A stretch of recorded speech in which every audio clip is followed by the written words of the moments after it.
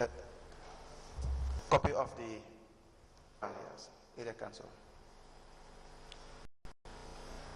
You will please hand it over to the witness.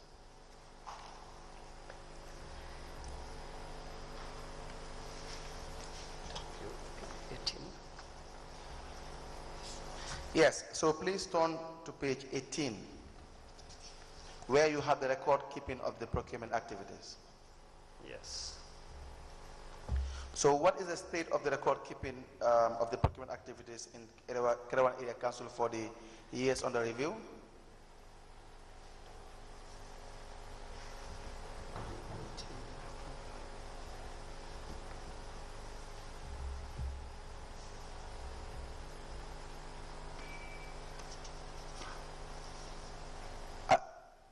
Are you there? Yes, so specific, which section? Page 18, you yes, will see that the heading is record keeping of the procurement activities on point 8.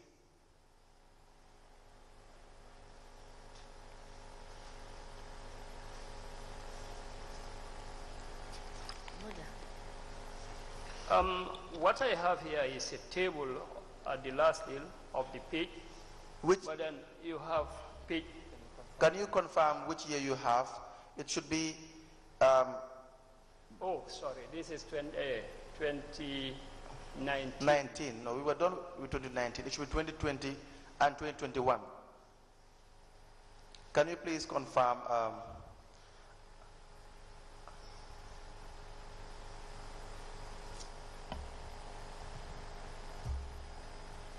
Can you please confirm with respect to the copy of the 2020?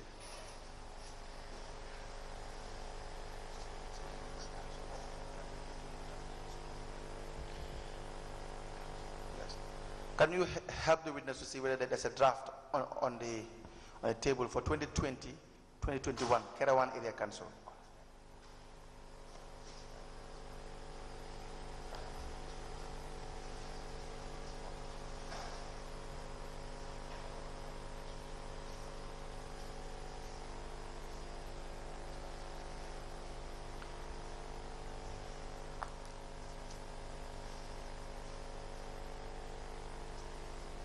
Can you confirm whether any of the commissioners may have his copy to be given to the witness so that we can make extra copies? 2020, 2021.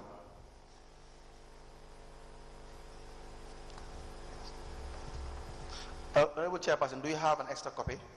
2020, 2021, so that we can have the witness go through it whilst we make extra copies for any of the commissioners. We are grateful.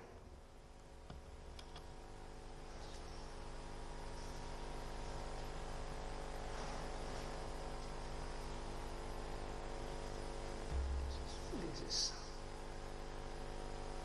2019. So please turn to page 18.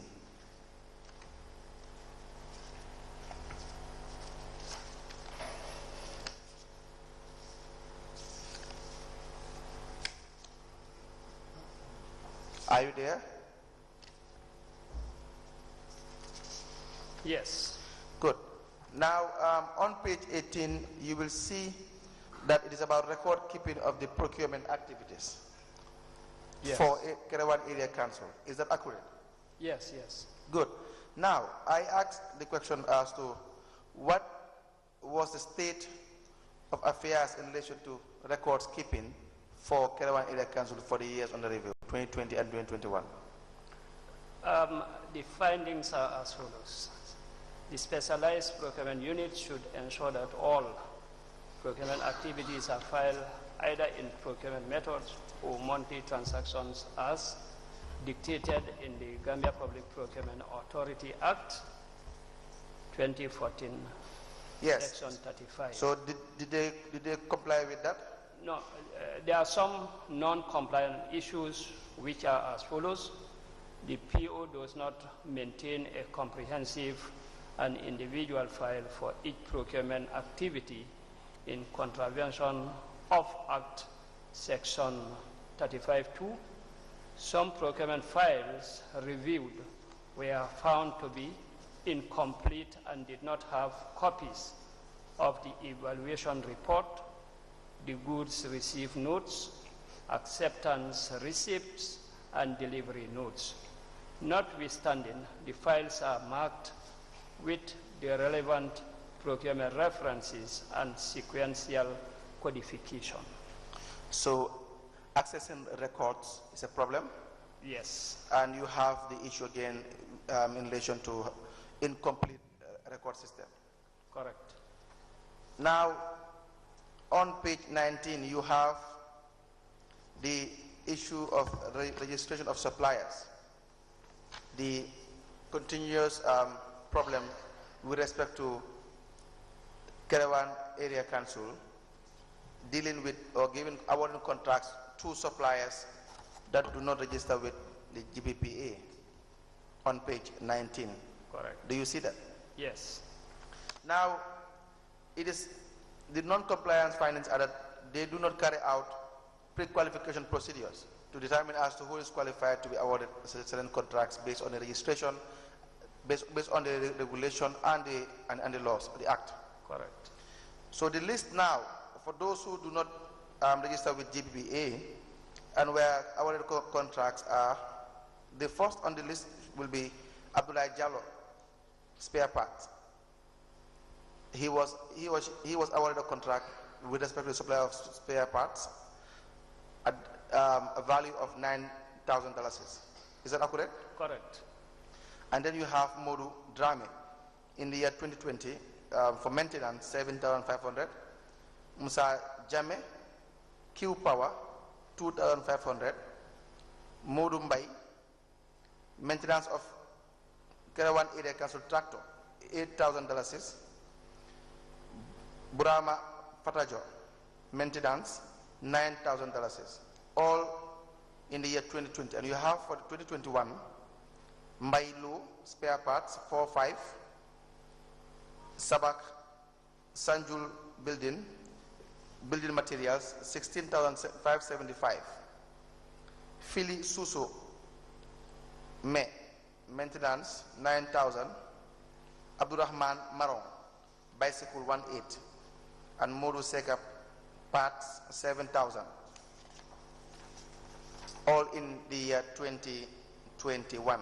So all these individuals failed to register with GP and were awarded contracts. Correct. And again, how will you summarize the implications thereto?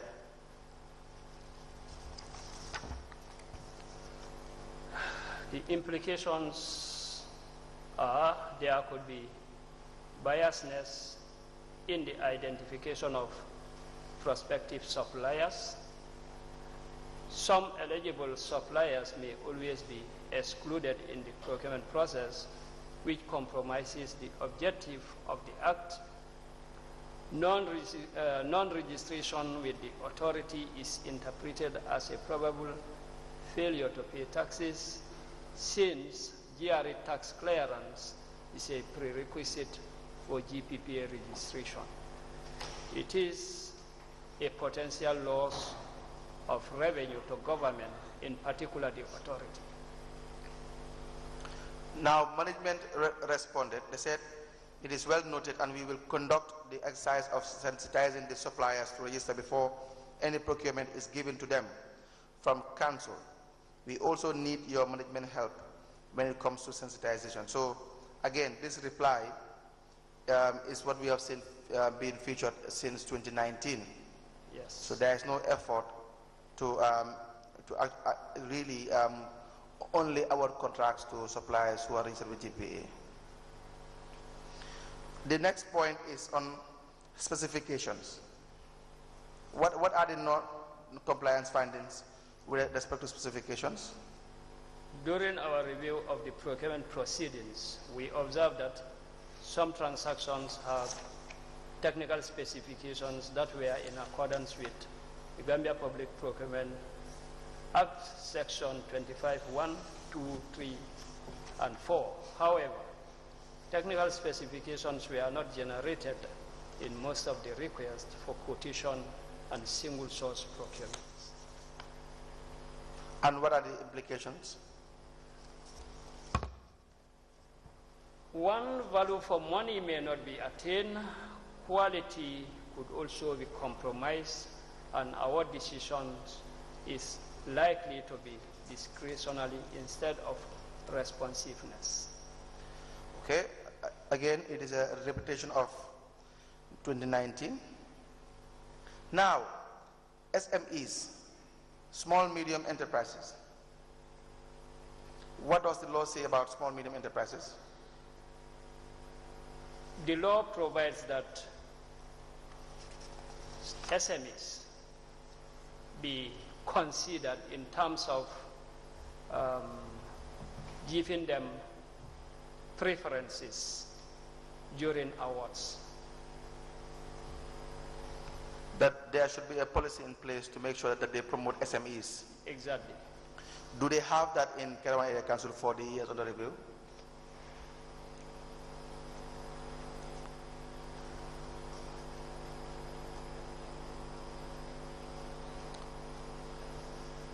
No, they did not.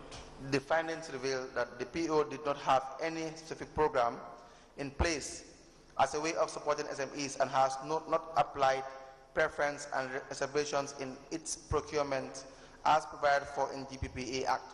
Now, right. they responded, they said, it is noted, but SMEs are not within the region. They are saying they don't have small medium enterprises within Kerawan. What are small medium enterprises? Can you give examples of small medium enterprises? These are small enterprises. Of course, the classification is done in consultation with GAIPA, for example, and the Ministry of Trade, which will categorize a certain category of suppliers or contractors that in most cases are very small in nature. They don't have that big capacity to compete big contracts, and in most cases they are emerging and struggling to survive. So and in most cases they are local. So the scheme is meant to help them to grow up. Yes, exactly.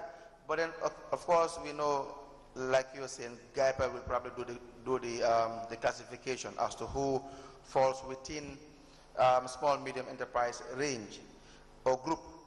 But then it doesn't also fall beyond our understanding when we talk about small medium enterprises. Yes. So that's why I asked, in addition to your explanation as to whether you can give an example of a small medium enterprise. Where will you classify a woman who has a stall in the market and is selling commodities, for example? Of course, can be categorized under small medium enterprise. Exactly. So for them to say they don't have small medium enterprises within the region, does that really make sense? I think that is baseless. I think what they may say is probably at the region, I'm not very sure, but some of the challenges include some small and medium term enterprises. They have them, but they are not registered with the authority. In some cases, no, there that will could be a challenge. But to say that they don't have them is baseless. Exactly. So, so their response would not be tenable. Is that correct? It's not genuine. Yes. You have the standard tendering documents and use of purchase requisitions, 1.3. So you turn to page 22. It states that the standard tender documents and purchase requisitions were not used during the years under review. What does that mean? That's supposed to be page 22. Page 22, yes.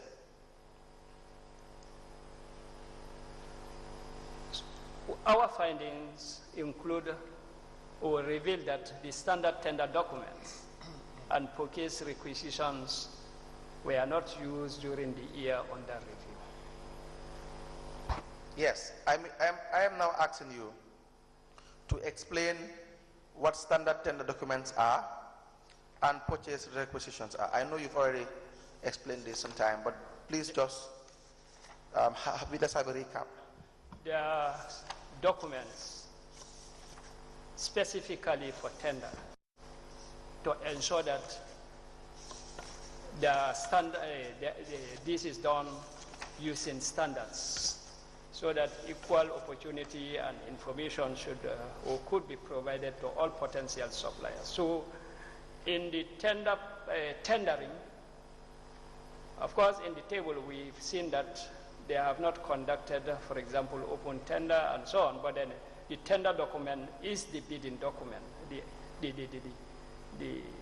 Is the bidding document anyway, for the tenders. And for the RFQs, the tender document is the Form 101, which at our level is also considered as a tender document.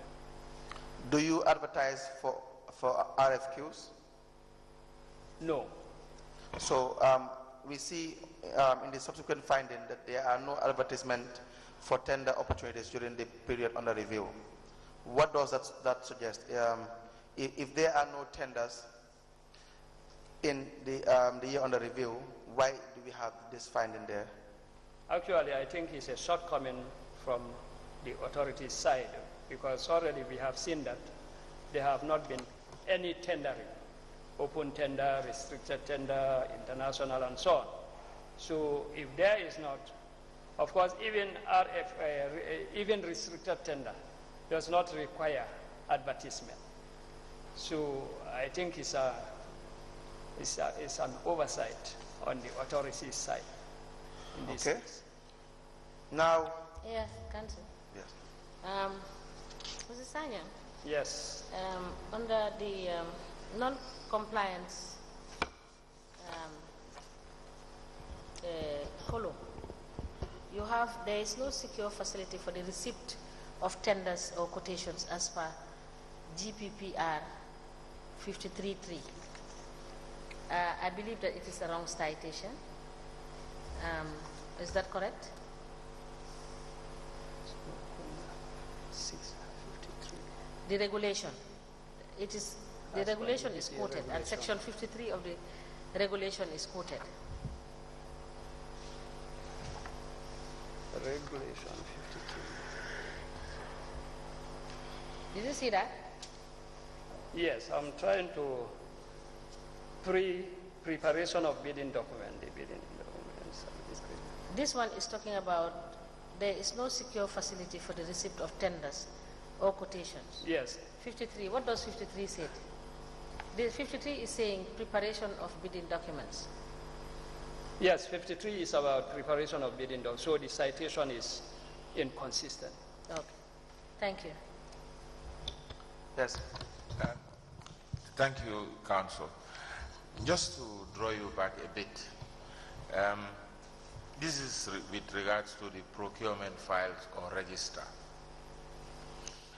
I want to know that, is it obligatory for Council, for every contract that they give out, it should be registered or filed? It should be. Registered or filed? Yes. Okay, thank you. Now, on page 23, formation of contracts.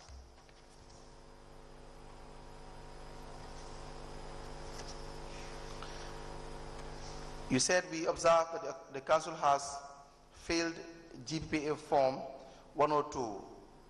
Is that the purchase order? Yes. Which served as a contract document for request for quotation procurements.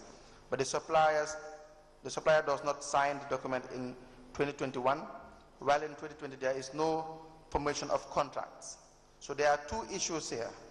First, in 2021, the supplier does, the issue is that there is the form being filled, but it's not been signed by the supplier. Because we said earlier that, that both parties must sign this purchase order. It served as the contractual document. Is that not correct? Yes. Now, the first issue or the first finding is that in 2021, you have council, there's a Caravan Area Council filling the 102 form, but then the supplier will not sign the form. In 2020, you don't even have a purchase order in the first place. Correct. Yes. So now my question is, why don't you have these 2 points separate? Because they seem to be saying 2 different things altogether.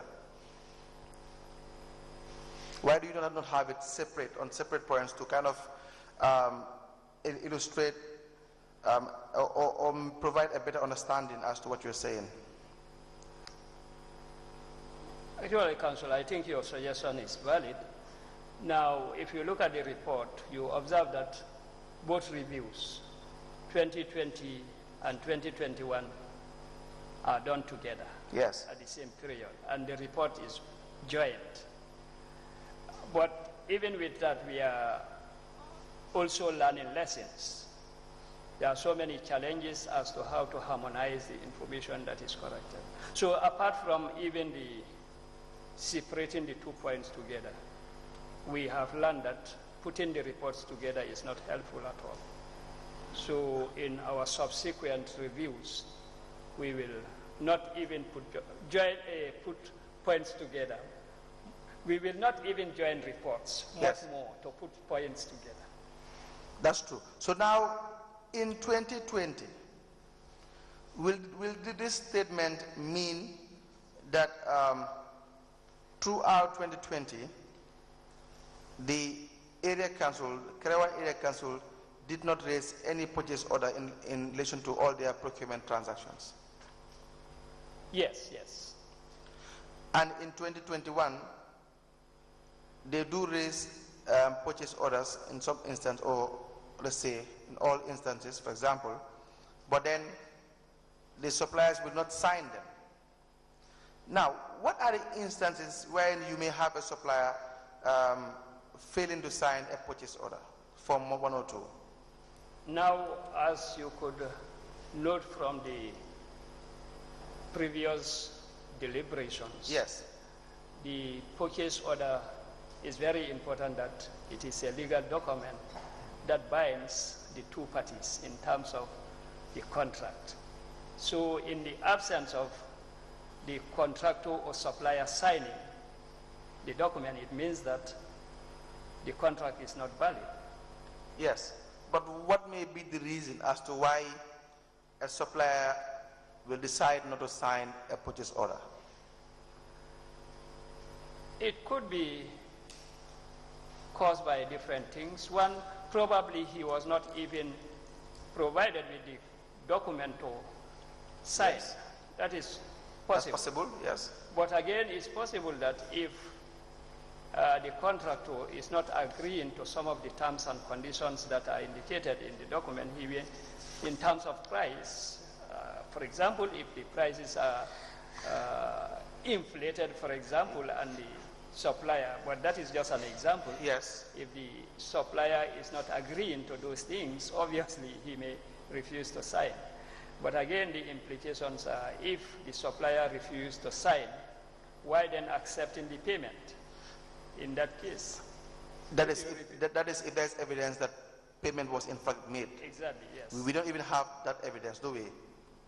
Because there is no receipt and so on. Exactly. So my point is, if we are trying to understand some of the circumstances that may lead to having a purchase order that is not signed by a supplier, and you have outlined 2 or 3 yes, very important points regarding why you may have a purchase order that is not signed by a supplier. Right. Now, is it possible that it is the case as well that these purchase orders are even filled after the fact? Yes, it's all possible. Yes. It is also possible that there was no delivery in the first place, so they never met any supplier in the first place to warrant the signature of any supplier. So because you realize that they didn't, if you do not raise a purchase order, or let's say if you do not have approval even for a particular procurement, you conduct these transactions individually or in an informal group, without regard to any of the procedures, for example, probably for personal gains as well. So it just makes sense that you only fill the Form 102 after the fact. But then you don't have anyone to sign it unless you forge signatures. Correct. Now, Council. yes. Mr. Sanyang, we have noted that on page 23, there are no issues of compliance, non-compliance raised. My question is, are these findings general with respect to 2020 and 2021 on all the transactions? Yes, it's general. On all the transactions? It's general. So, yes. and you've noted on page 23 that there were no compliance of anything, of any of the rules or the regulations? Yes. Thank you. Madam Chairperson. So that now, again, you will agree with me, since we've discussed the possible circumstances that may lead to the issue in 2021 and 2020, which is filling the forms without the signature of the supplier, or not filling the purchase order at all. But if you look at the implication, the writer of the report or the team, the first point is that they said the supplier may not deliver the goods or service on time. This suggests that there is, you have an existing purchaser and a supplier, you have a contractual agreement, just that the contract document is in defect, for example. Do you understand? There are problems with documentation, but you have an actual contract. So the second point as well, if you say that may lead to conflict between the parties to the contract if one defaults in their responsibilities. So these two will suggest that don't worry about what is happening right now. There is actually a contract, just that they didn't follow due process, but there is the intention to purchase.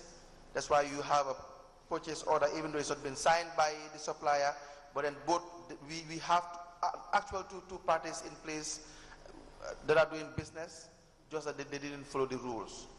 But it is more, you agree that it is more than that.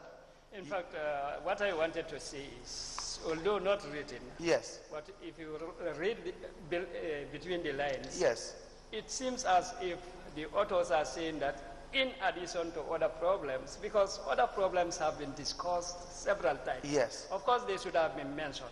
yes, There is no excuse for not mentioning them. But it's like saying that in addition to other problems, these are the other implications. Which exactly. Is right. So you are right.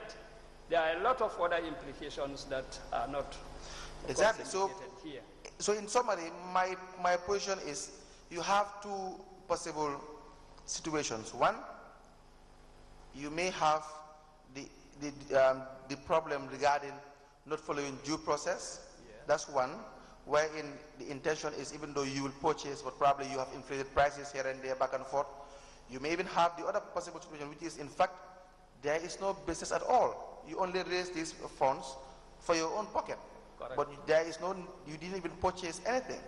If you were to purchase, let's say, water or rice, you did not do that. You never met any supplier.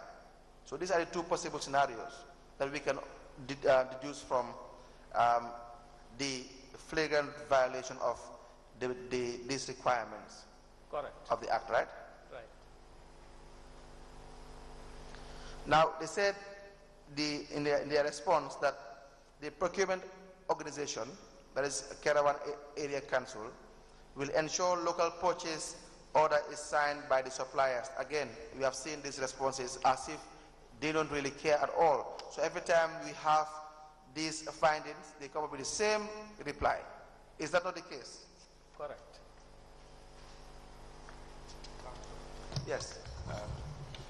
Just to recap, is it that for every purchase order, the end user, the requisition for that item should begin with the end user, the request.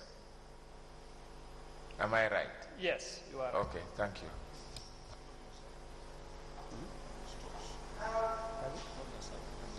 Report or reports to GPPA on page 23.19.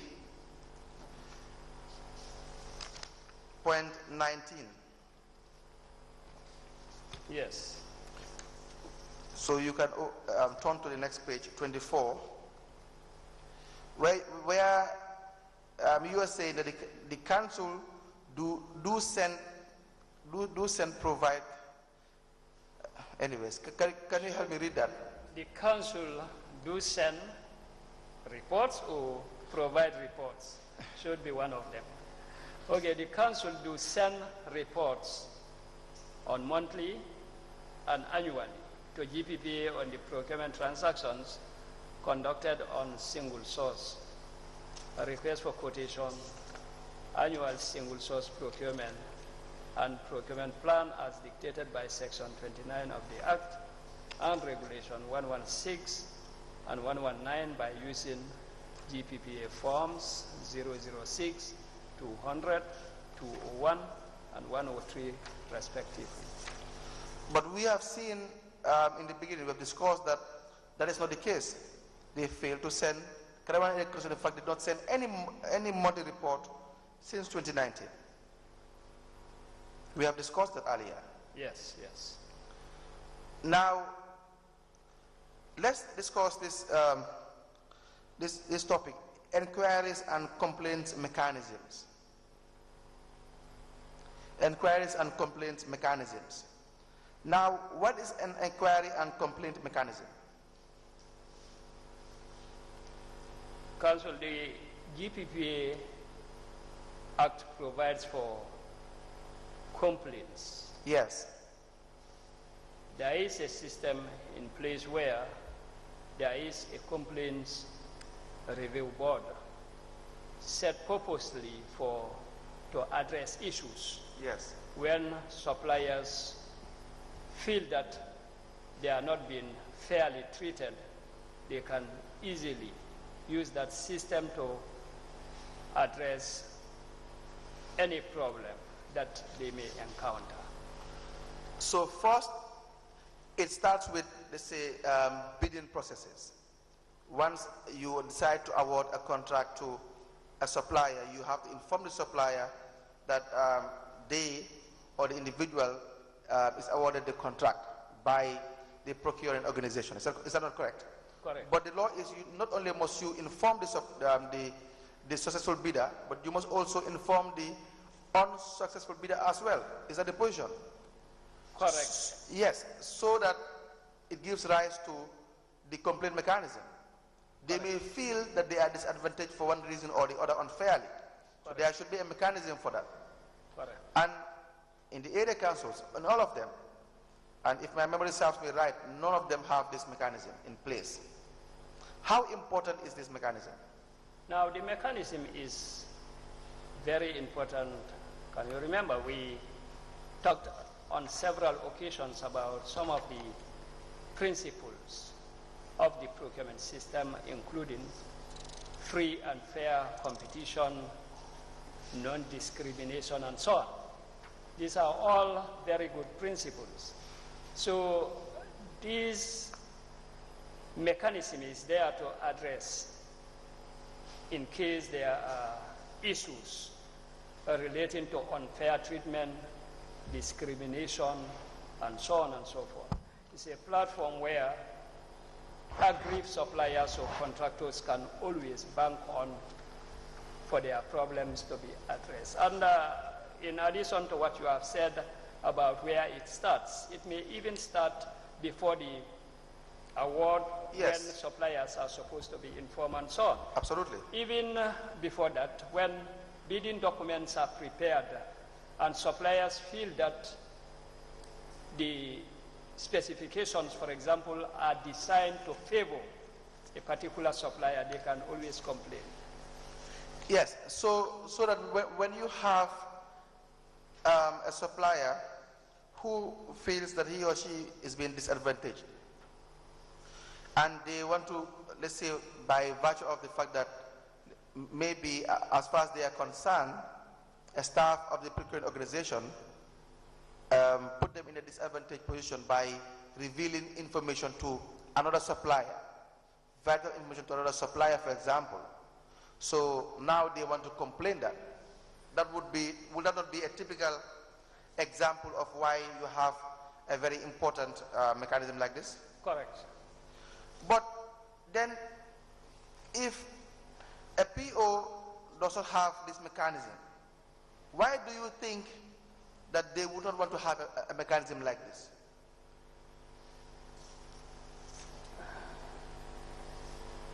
It all comes to non-compliance issues. That is one thing.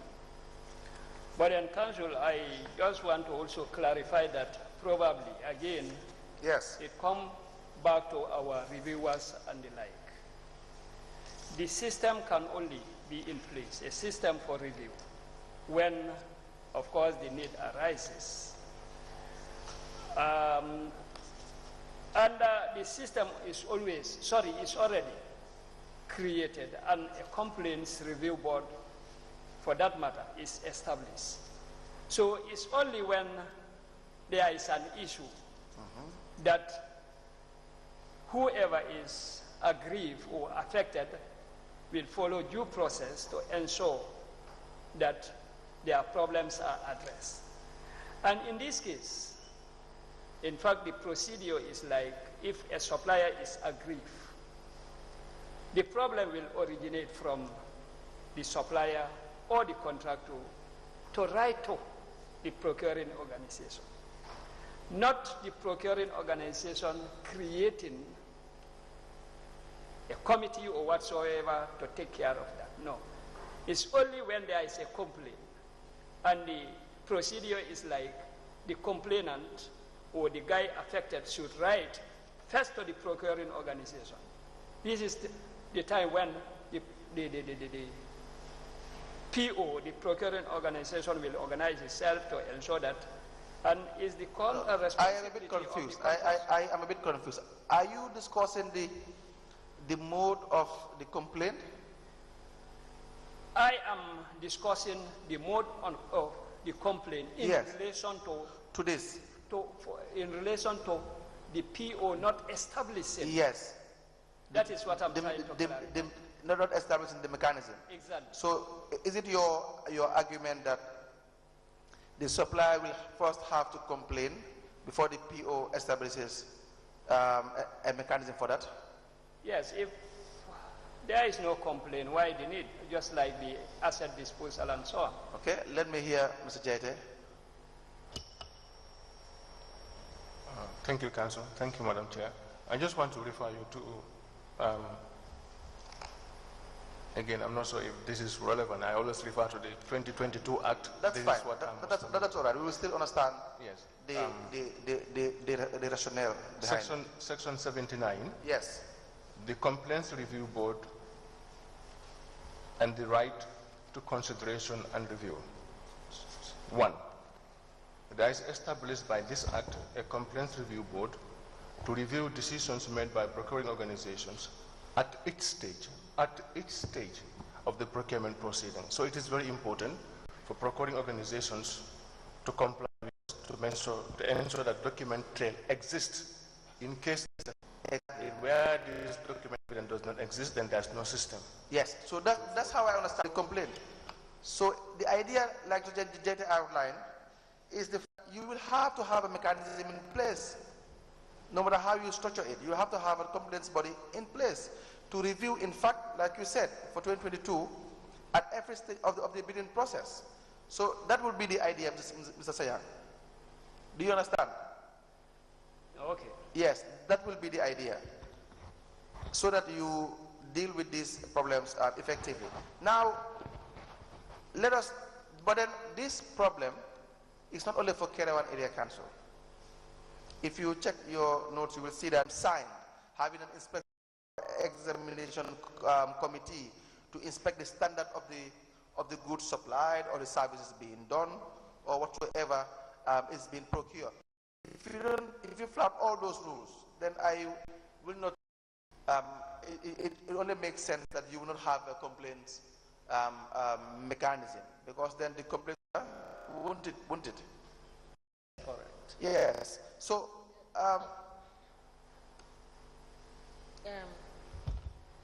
before we let's paragraph 21, value for money, on the findings. Notice that the findings are inconsistent with what your evidence is. Does paragraph 21. 21 at page 24 with the heading value for money. Okay, the findings under it. Don't you think it is inconsistent? Area Council undertakes a periodic market survey and analysis of suppliers and prices in the market during the year under review. We have been informed that this exercise is done by the SPU and is normally reported as committee.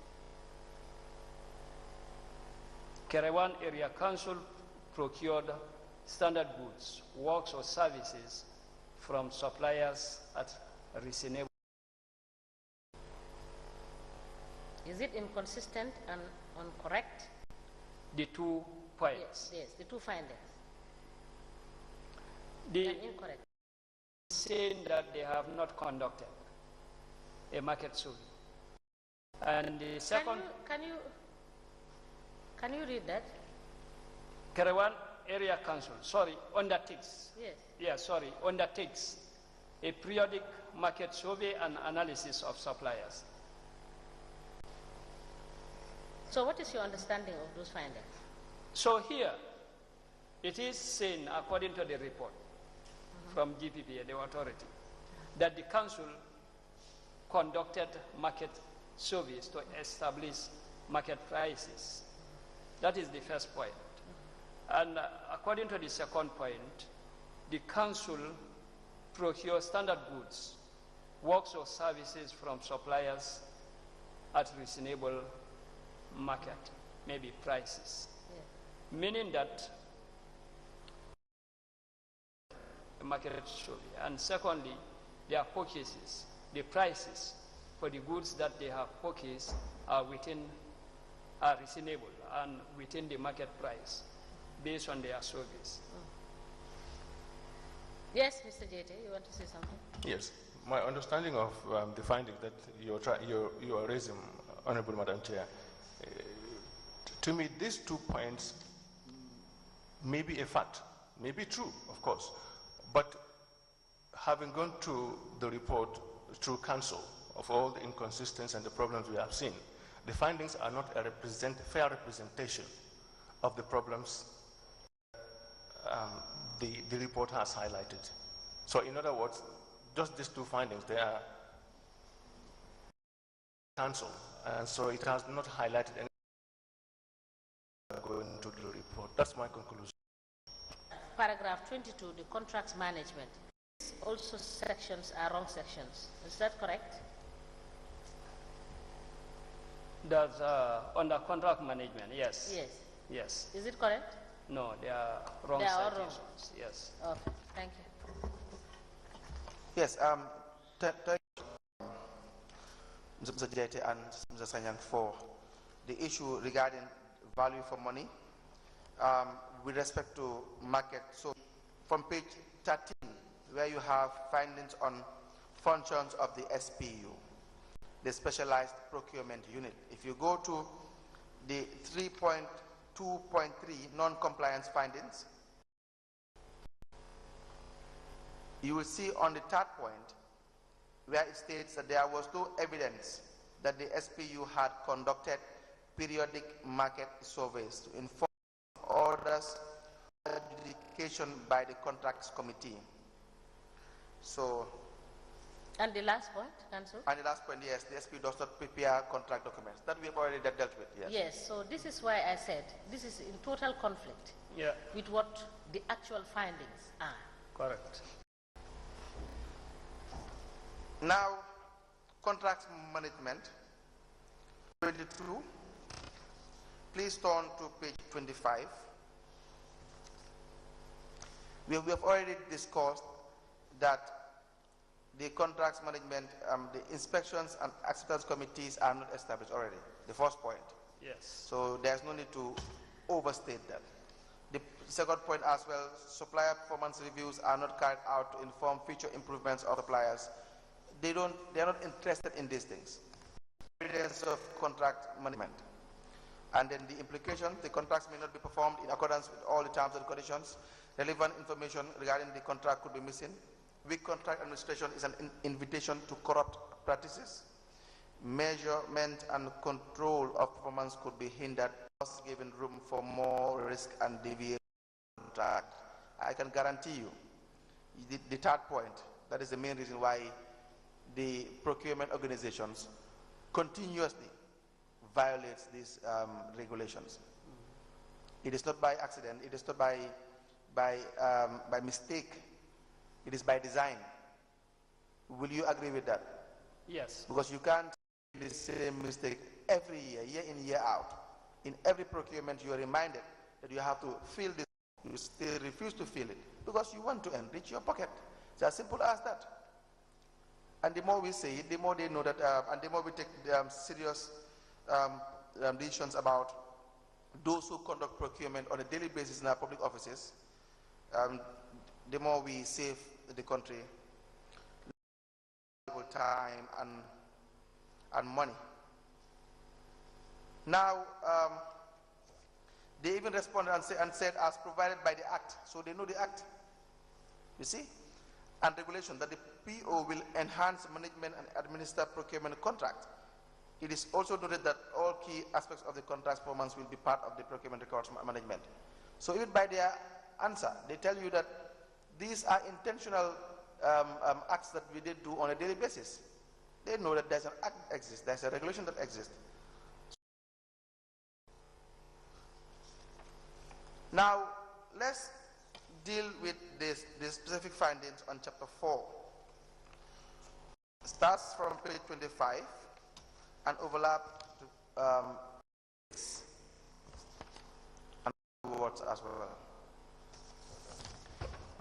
You said this section presents the specific findings on the procurement transactions that were reviewed from the list of total procurements that the Kerewan Area Council carried out in the financial year 2020 and 2021.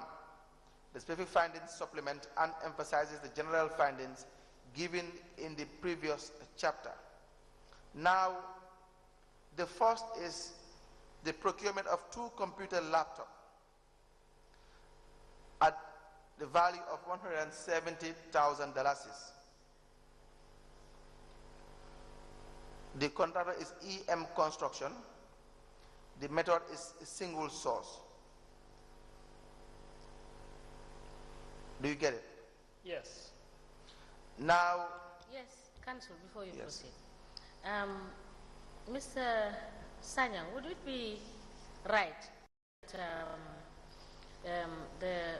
the findings that we have, particularly when it comes to the specific that Council has just read, is it reflective that the review team selectively selects just few transactions and highlights them? Yes. The review team randomly selected. Yes, so for the payment of 2 computer laptops, their value is $170,000. So you see, only, and there's no column for non-compliance unless I am not seeing it. Can you guide me through the report you have? Is there any column for non-compliance? No. There is none. No, as per this report, there is no. But that will be wrong to not have a non-compliance column, would it not be? Correct. Yes, because even with the only point you have for compliance, you have that the procurement documentation, such as GPA Form 101, receipt and 001 were attached. Just that. You don't even have Form 102, for example, the purchase order. Yes. So that would be a non-compliant, for example. Correct. You don't have the contract being approved. There's no evidence that it has been approved. Correct. It is single source. It's way above the... Sorry, let me just correct that. The Form 101 is not part of the forms that they have listed. And Form 101 is the requisition. So, yes. So it is Form 100 and Form 001. So, in the first place, there was no even requisition from the PO, which is a serious non-compliant issue. Exactly. I was reading Form 100 to be 101. So there is no Form 101 and there is no Form 102. Correct. There is no approval from the Contracts Committee. The amount is above the threshold, is it not? Correct. But all explained, they only showed us a table which suggests that they are in compliance with the regulation. That would be a misrepresentation of the facts, would it not be? You are right, Council. In fact, since these are specific, yes, assuming that they are representing all the other findings, the report should have been more detailed to capture all the non-compliance issues so that it can be a fair representation of all the non-compliances that were observed, especially in the general findings. Absolutely. Agreed. Yes, Madam Chair. And also Section 35(2) is wrong citation. Yes, correct. Thank you. Now, the other one as well is the same thing. The procurement of house rental for an amount of $78,000. The contractor is Aja Suware through single sourcing. Again, only one compliance finding, no section or column or part in relation to non-compliance, but the same problem. There are a host of non-compliance issues, no requisition form, no purchase order, no contract approval. None of the rules were being followed, but it is not highlighted here. You have the third one, procurement of water pump. The category is goods. The amount is $75,000. The contractor is Nyakasi. Through single sourcing. Again, is this not, well, now you have a non-compliance column. There was no minutes of the Contracts Committee to approve the. There was no inspections committee to inspect the goods. The procurement documentation such as GPA Form 101040 and delivery note were not attached. Specifications were not developed. There was no evaluation report. So these the last three, all of them you will find in all the contracts, because we were told by the report that the Contracts Committee does not, there are no approvals. They don't approve these things. These contracts and the forms that are supposed to be that are not generally administered. So we know that in generality they don't abide by regulation and by the act. No. Now their response, it is noted, they agreed that the PO will ensure will all required document will be attached. I struggle to read the language, but then what they are saying is they will attach every documentation to each transaction, including minutes, specifications, purchase order, and evaluation reports. The amount involved was above the threshold. However, it is well noted, and henceforth, all procurement above the threshold will be sent for approval. All inspections are done by the Director of Planning and Development and the Ward Councillor who benefit from this project. Is there any evidence of that? No, no evidence. Is there any evidence of any form of inspection being done by any individual? Let's forget about the inspections committee. No evidence. The fourth one, on page 28, the procurement of hiring vehicles, $170,000.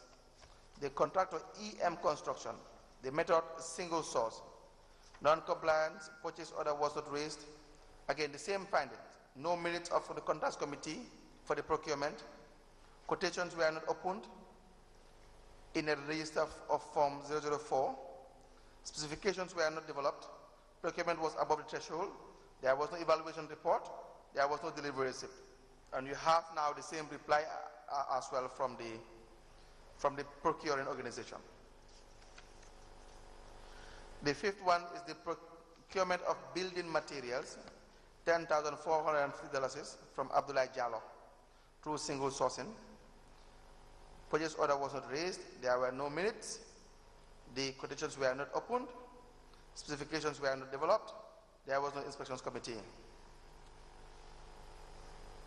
So the funny part is, even where the amount appears to be, and if you take a closer look at this particular procurement, can you tell me whether 10,450 is within the threshold for single sourcing?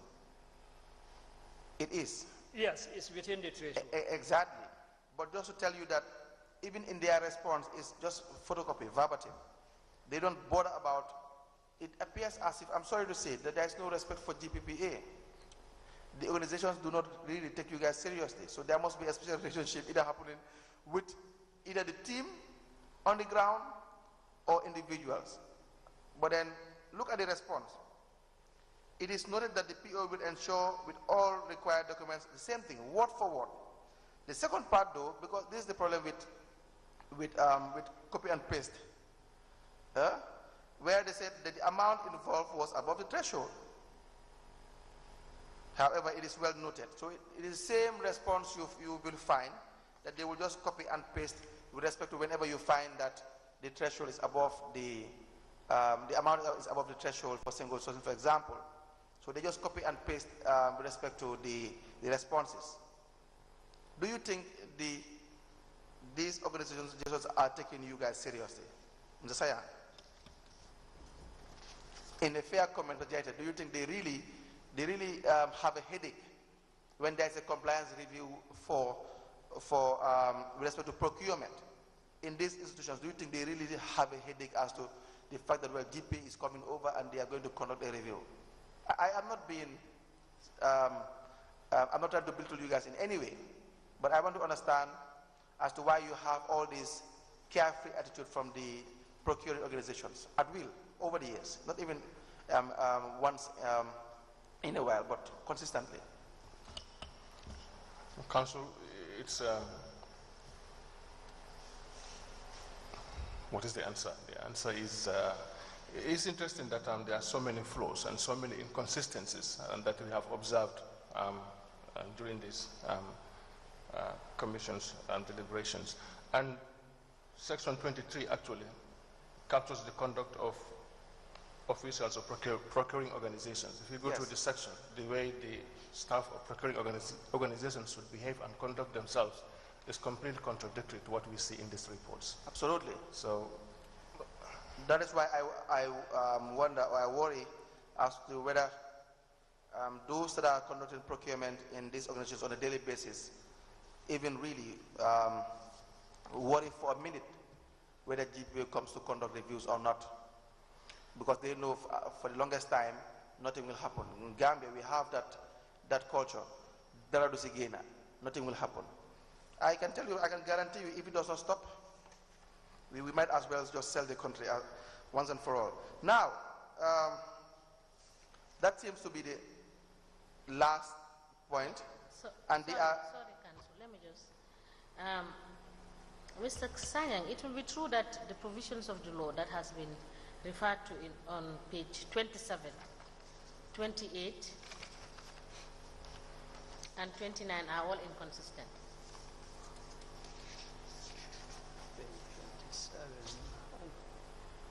And that should be section 35(2). I'm referring you to page 27 to the rules that you have made mention of, 35(2) of the Act, etc., etc. Yes, yes, they are not consistent. So I'm just drawing your attention to all the inconsistencies that are found in 27, 28, and 29. You are right. All right. Thank you. Thank you, Madam Chair. Now, Yes, Madam yes. Mr. Jaite, in your opinion, what do you think is the reason why some of these area councils are not conforming with the GPPA regulations? For example, the submission of the monthly reports, establishment of contract committees, establishment of the inspection committee, just to name a few. There could be lots of possible reasons. I've been reflecting on this all these days during my appearances here, and all these inconsistencies and violations that Council has been exposing. There are many reasons, like I said.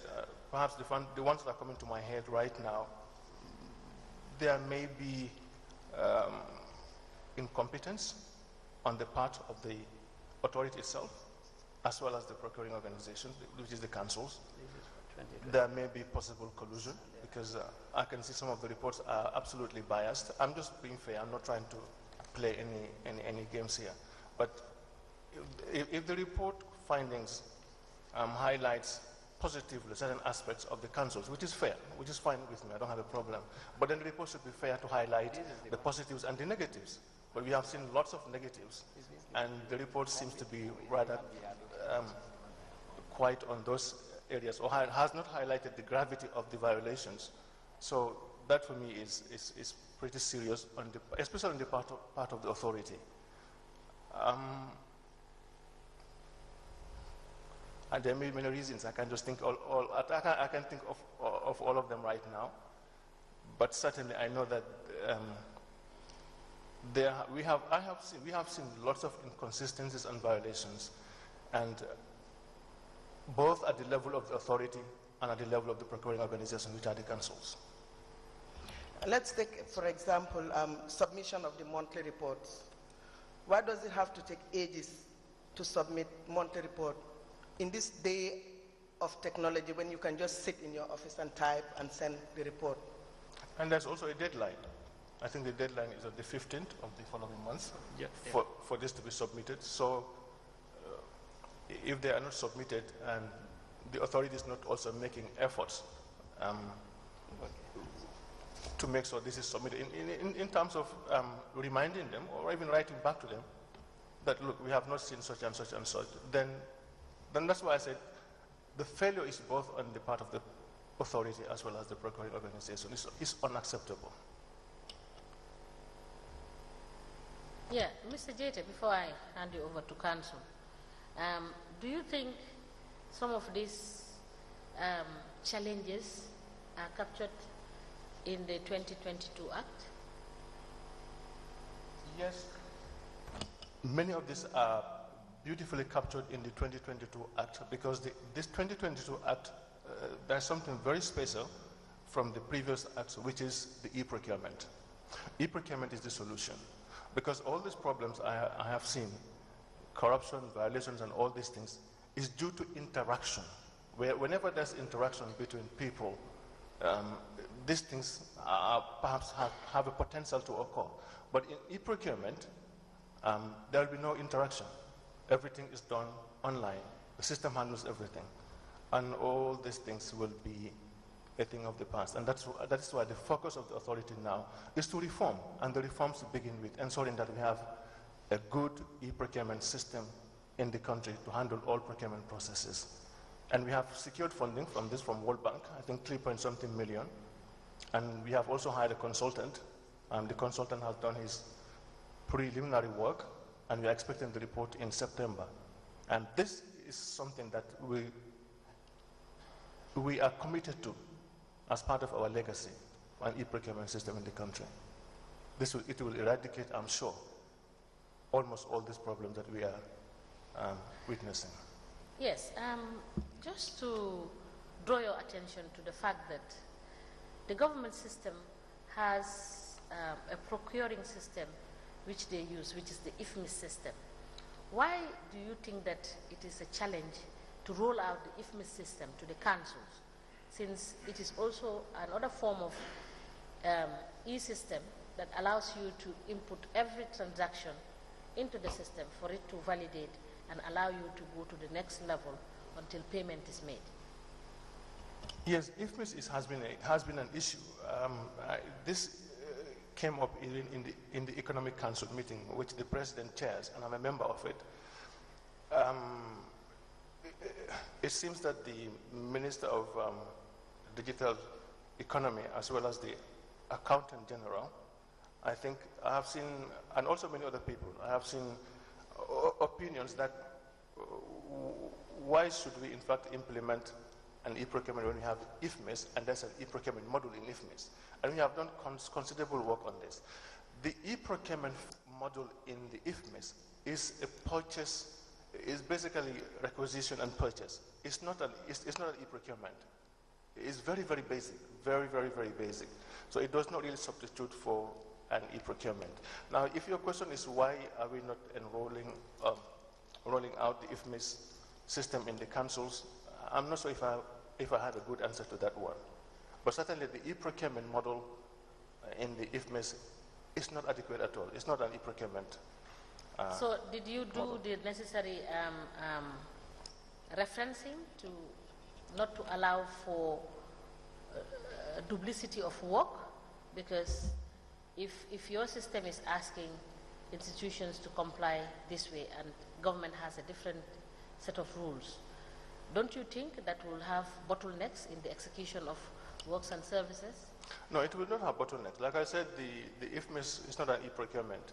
It's more of a document routing system. It's more of like the authority, we have already acquired a document routing system, and we are trying to implement. So there are no conflicts in the two systems. No, there is not.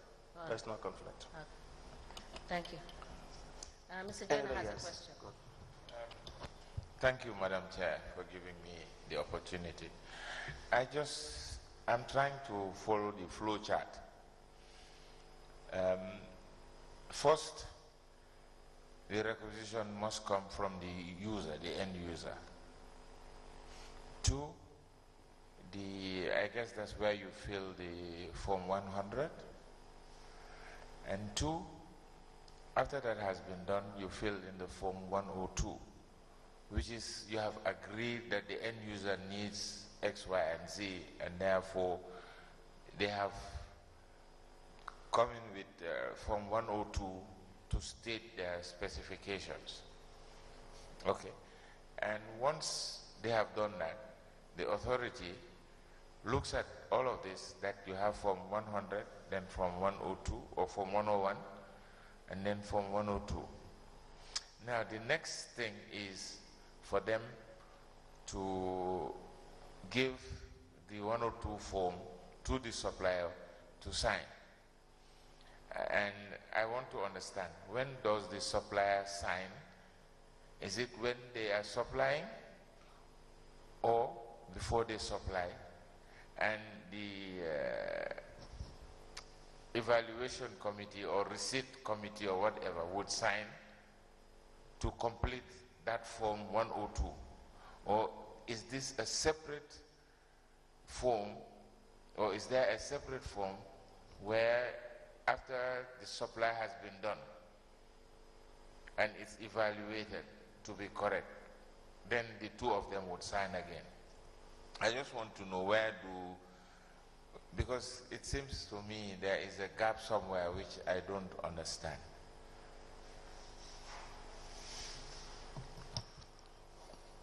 Thank you, Commissioner. Now, I think you are right that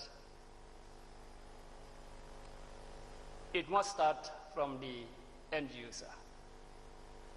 This is when the end user will fill Form 100, which is the requisition. The purpose of the requisition is for the accounting officer who happens to be the head of the institution to give approval of the procurement to proceed. The request coming from the end user must be approved by the head of the institution on behalf of the contracts committee. Right? So when the procurement is approved, then depending on the threshold, of course, even Form 100, the procurement method must be included. So when Form 100 is completed, a procurement method would have been identified. And if it is a single source or an RFQ or whatsoever, the forms or reporting forms will also be completed and attached, including the purchase order for the approval by the accounting officer. Now, Form 101, in the case of request for quotations, will now inform the suppliers the kind of goods needed, the quantity, and will also specify all requirements that are needed. And this Form 101 will now be sent to the suppliers or contractors to respond now based on the requirements that were set forth in these forms. When they respond, there is going to be an evaluation. Now, the evaluation will look at the responses versus what the institution said they wanted. So here, the one that responds most, the one that is more responsive according to the Act, the one that is more responsive to the requirements will be identified by the contracts committee. And of course, minutes of the contracts committee agreeing to whatever decision they arrive at should also be generated. Now, a supplier is identified. When a supplier is identified, the legal document now to inform the supplier is the purchase order now, which will clearly state that you responded to this and so on and so forth. So the purchase order will also act as a sort of a legal document to inform the supplier that you can now supply based on your responses and which are evaluated by the evaluation team. So, like I said, the purchase order will now be sent to the supplier. But sending it, of course, whatever requirements are there will also be based on some of the requirements that must have been set forth in the Form 101. Now, the purchase order, when sent, should be signed before sending it, and when received, also by the supplier or contractor must also be signed to agree to, of course, the Form, in the purchase order. So when supplying, obviously that purchase order should also be sent for, of course, record purposes and the like, but it must have been already signed by the supplier, and also before even sending it must have been signed by the procuring organization. So when goods are received, obviously there should be, of course, delivery. But again, when the purchase order is sent, depending on payment terms and so on, payments may be effected, either advance payment or whatsoever. So when payment is effected, what happens? The supplier or contractor must also provide a receipt. That is why in our reports you sometimes is indicated whether a receipt is received for payment and the like. So apart, okay. Mr. Sanyang, yes, we understand, because some of these issues that you are explaining, you've explained them severally when Council asked you specific questions. I believe that we've gotten those points, and it's clear to the Honorable Commissioner Joyner as to where he was going to. But, Mr. Jete, before I comment, let me just say that would it be fair to state that throughout the reports that we have looked at for all the councils, none of what you are saying has been complied with respect to all the transactions that they have done under the periods that you reviewed? I think the question was asked several times, and the answer has always been the councils have not been complying to all these issues that we have talked about. Thank you. So, yes, Mr. Jete. Chair. Thank you, Madam Chair. Just one more answer to the question Madam Commissioner raised as to why some of these violations are occurring. And one thing just flashed my mind now, and I want to state it. And this is from my point of view as the Director General of the authority. One of the reasons I think is the authority's focus or concentration on prior approvals. It is my experience that we focus too much our resources and almost everything on prior approvals. And we have been accused in the past of being a judge and a jury by prior approving and then doing the compliance. And that is why, for the first time in this 22 history of the authority, for the first time this year, we have started to authorize procuring organizations to do their own procurement. Now, when I say this, having seen all the violations, one might say, well, if all these violations are happening now, if you allow them to do their own procurement, it will be worse. But no, it will not be worse, because now we have nothing to do with prior approvals.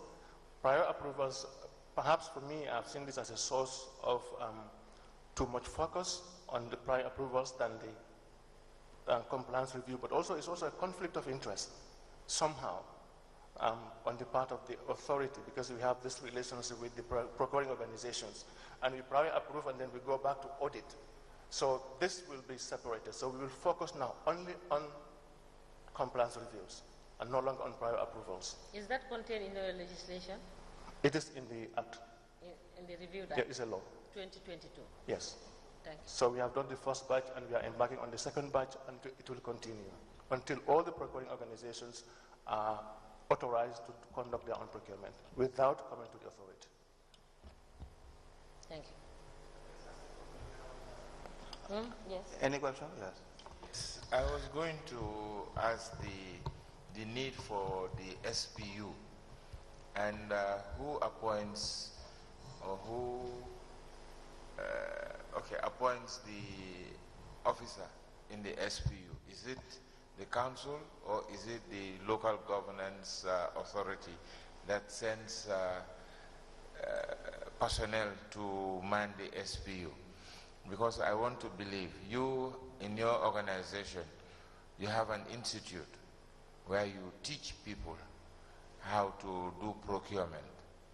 And some of these people are the people that are being sent to these local authorities.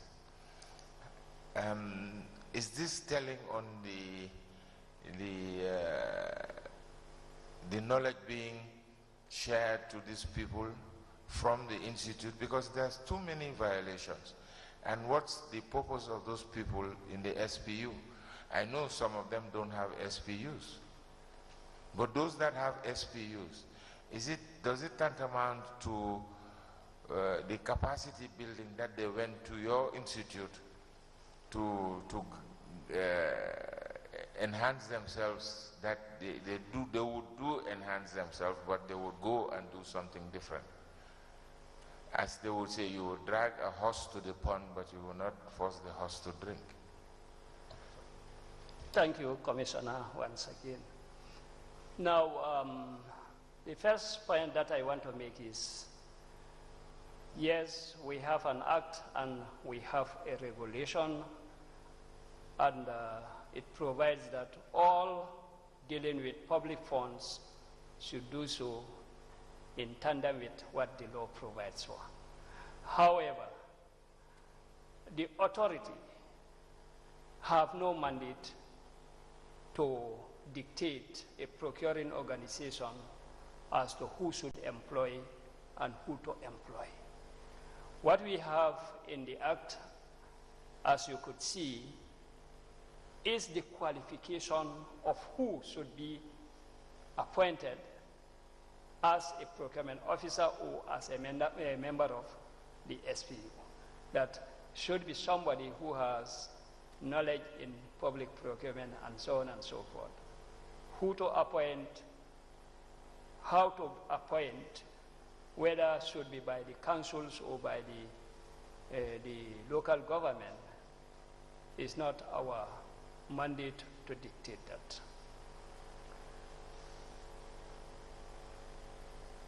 Council, can you please proceed? Thank you very much, Honorable Commissioners. Now, just to conclude with respect to the compliance review for 2020-2021. But before that, Mr. Jaita, you made a very important point regarding deciding in favor of granting or minimizing or terminating the prior approval precondition where it is due. I tend to agree with you to the extent that it will really you will not have the situation wherein there will be a special relationship between the procuring organization, staff of the procuring organization, who would ordinarily have influence in granting this prior approval with the institutions that they are dealing with on a daily basis.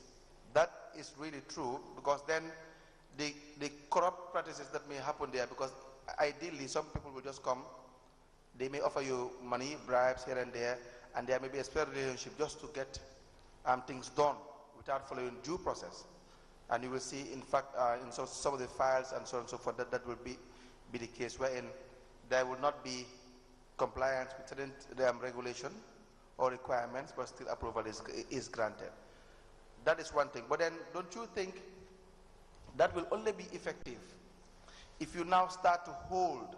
I know you just come in newly for a year, but if GPA now starts to hold the procured organizations responsible for their actions, for example, if now you are given all that liberty, but then at the end of the compliance review, you are found to be wanting, then appropriate action according to the Act or regulation is taken, then that will now make that procedure to be effective. But if not, it may now turn to be, in fact, worse than what you expected if there are no actions in relation to violations that are occurring.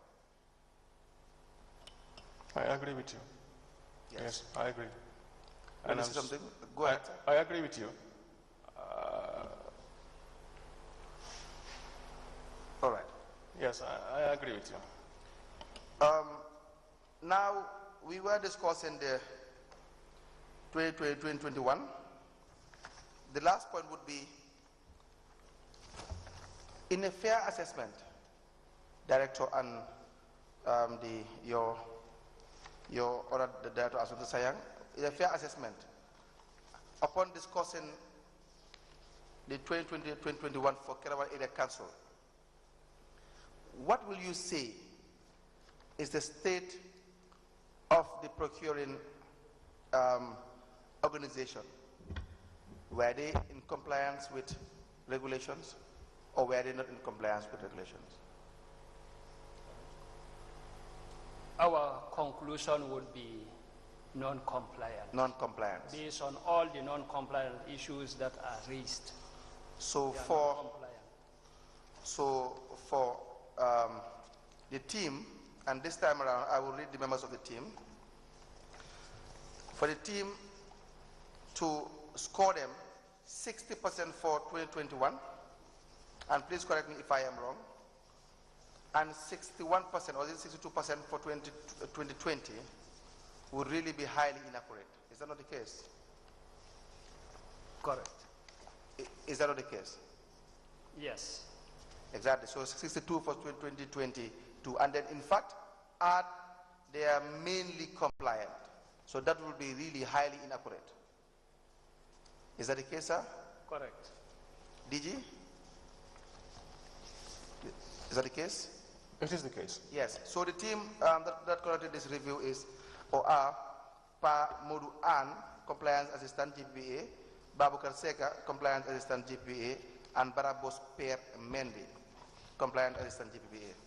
Now, Madam Chairperson, Honorable Commissioners, that brings us to the end of the 2020 and 2021 compliance review for the year ended 31st December for both. Yes. Thank you so much.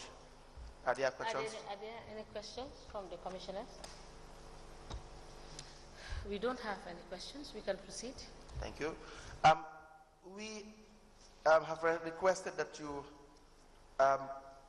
avail us or provide the compliance review for the year ended 31st December 2022. Do you have the original with you, the final copy? Yes, I have it. How many copies do you have?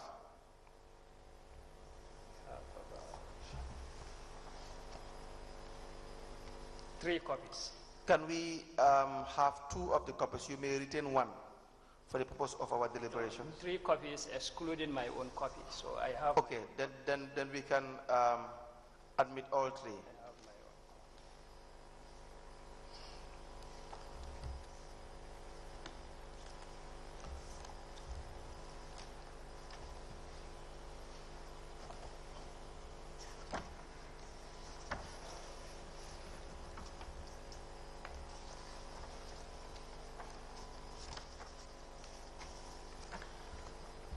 Honorable Chairperson, Honorable Commissioners, I apply to tender the compliance review for the year ended 31st December 2022, which is the final copy.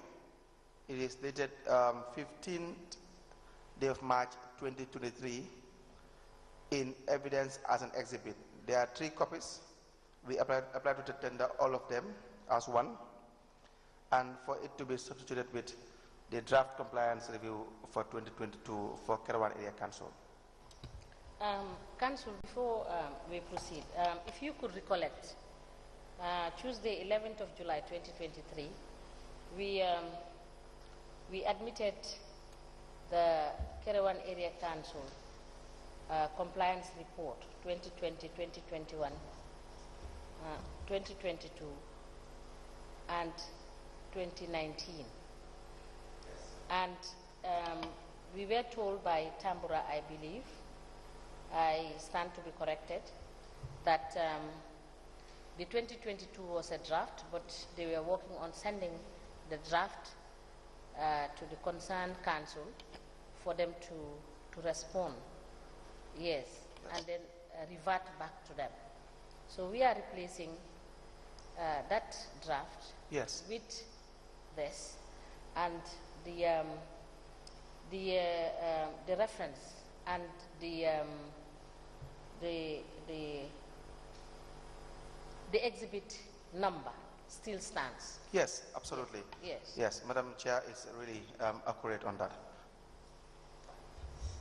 Thank you. So I can just make an order to say that today we are in receipt of the final report of the Kerawan Area Council, which had been previously admitted and is now being replaced by this one that is received today. Absolutely.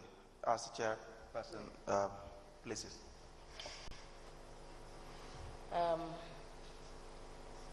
It is hereby ordered that the compliance review for the year ended 31st December 2022, dated 15 March 2023, is replaced, is herewith replaced with the draft report, which was admitted on the 11th of July 2023. Did you get that? Yes, I am just having a conversation with my lead. She is with the opinion that we might as well give it a new reference number. A new reference number? Yes. Is that what is the consensus? That's fine, yes. It's just that The document that was tendered previously is a draft. Yes. This is a final copy. Yes. I do not believe that they're the same document. Okay. So I would suggest that, we it be tendered. this one. Yes. And give it a new reference. Yes, ma'am. All right. I'm grateful. All right. The compliance review for the year ended 31st December 2022, dated the 15th of March 2023, with reference number GPPA/KAC/CAR/volume 26, part 14, in brackets BK, signed by Burang Konjira for Director General, is hereby admitted in evidence and marked as LGC/GPPA/KAC/013. As the Commission places.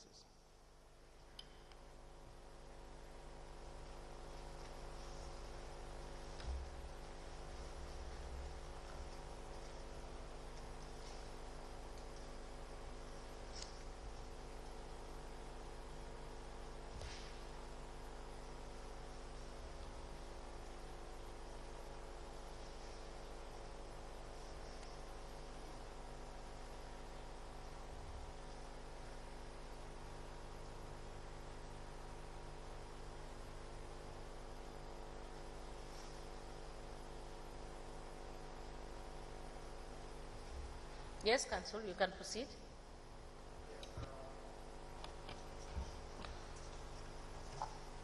You have the copy of the 2022 compliance review for Kerawan Area Council. Yes. Please guide us through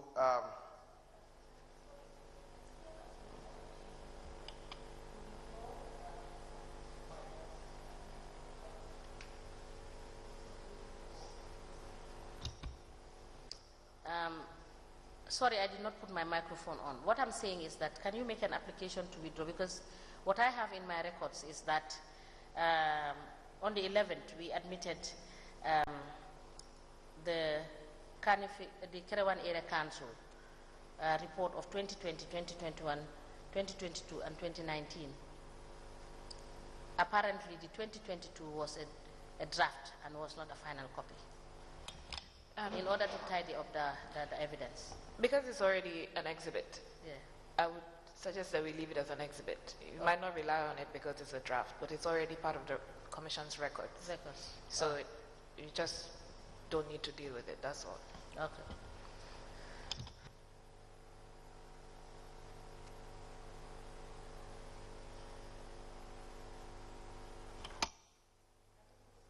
yes, please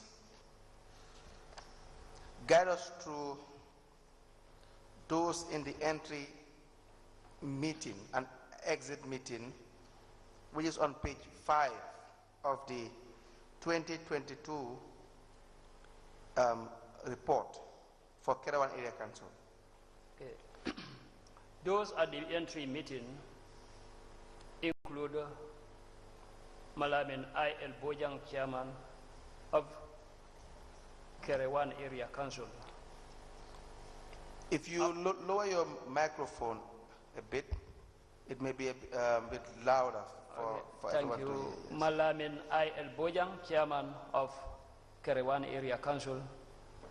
Ablai Khan, Finance Director. Bubakar Minte, Procurement Clerk.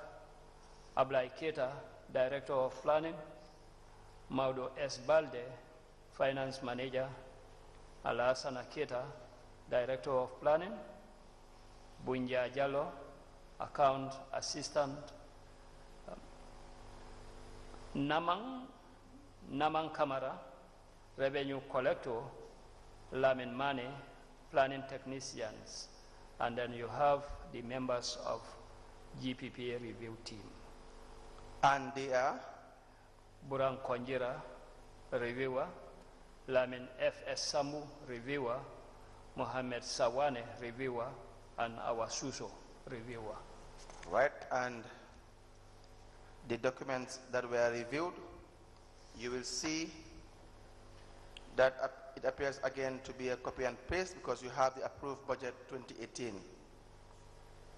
You have the procurement plan, the purchase requisitions, request for quotation, tenders, approval requests, contract agreements, mandatory reports to the authorities, such as monthly reports, annual single procurement and procurement above the threshold, assets disposal report, and the approved budget 2018. Is that what you have on page 6?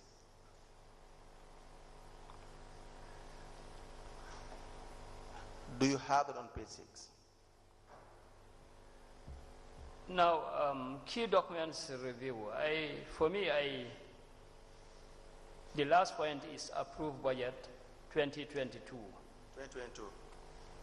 Madam Chairperson, may I request one of the copies of the 2022 that I have applied to tender?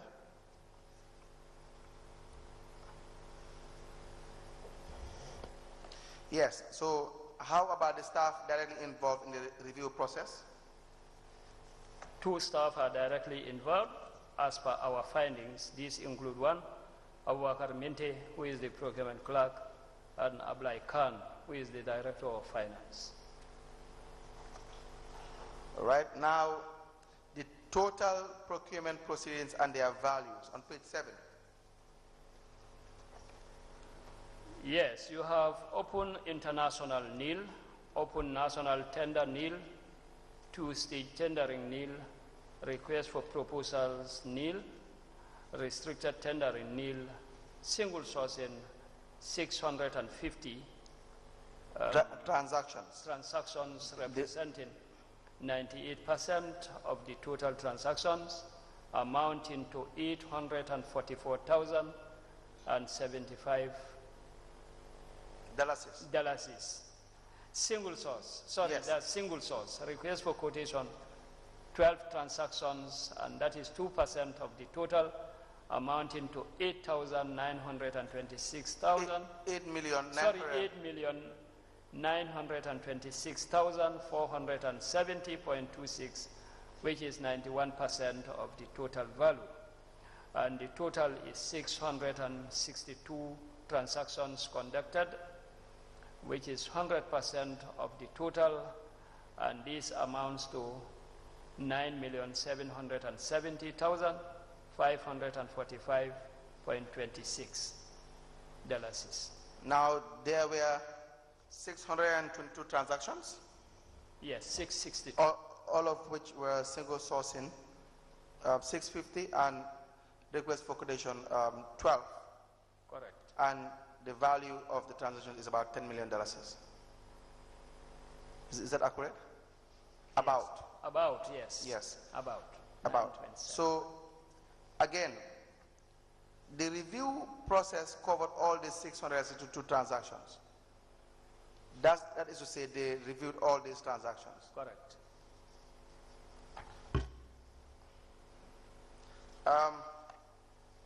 Please turn to the organogram on page 9.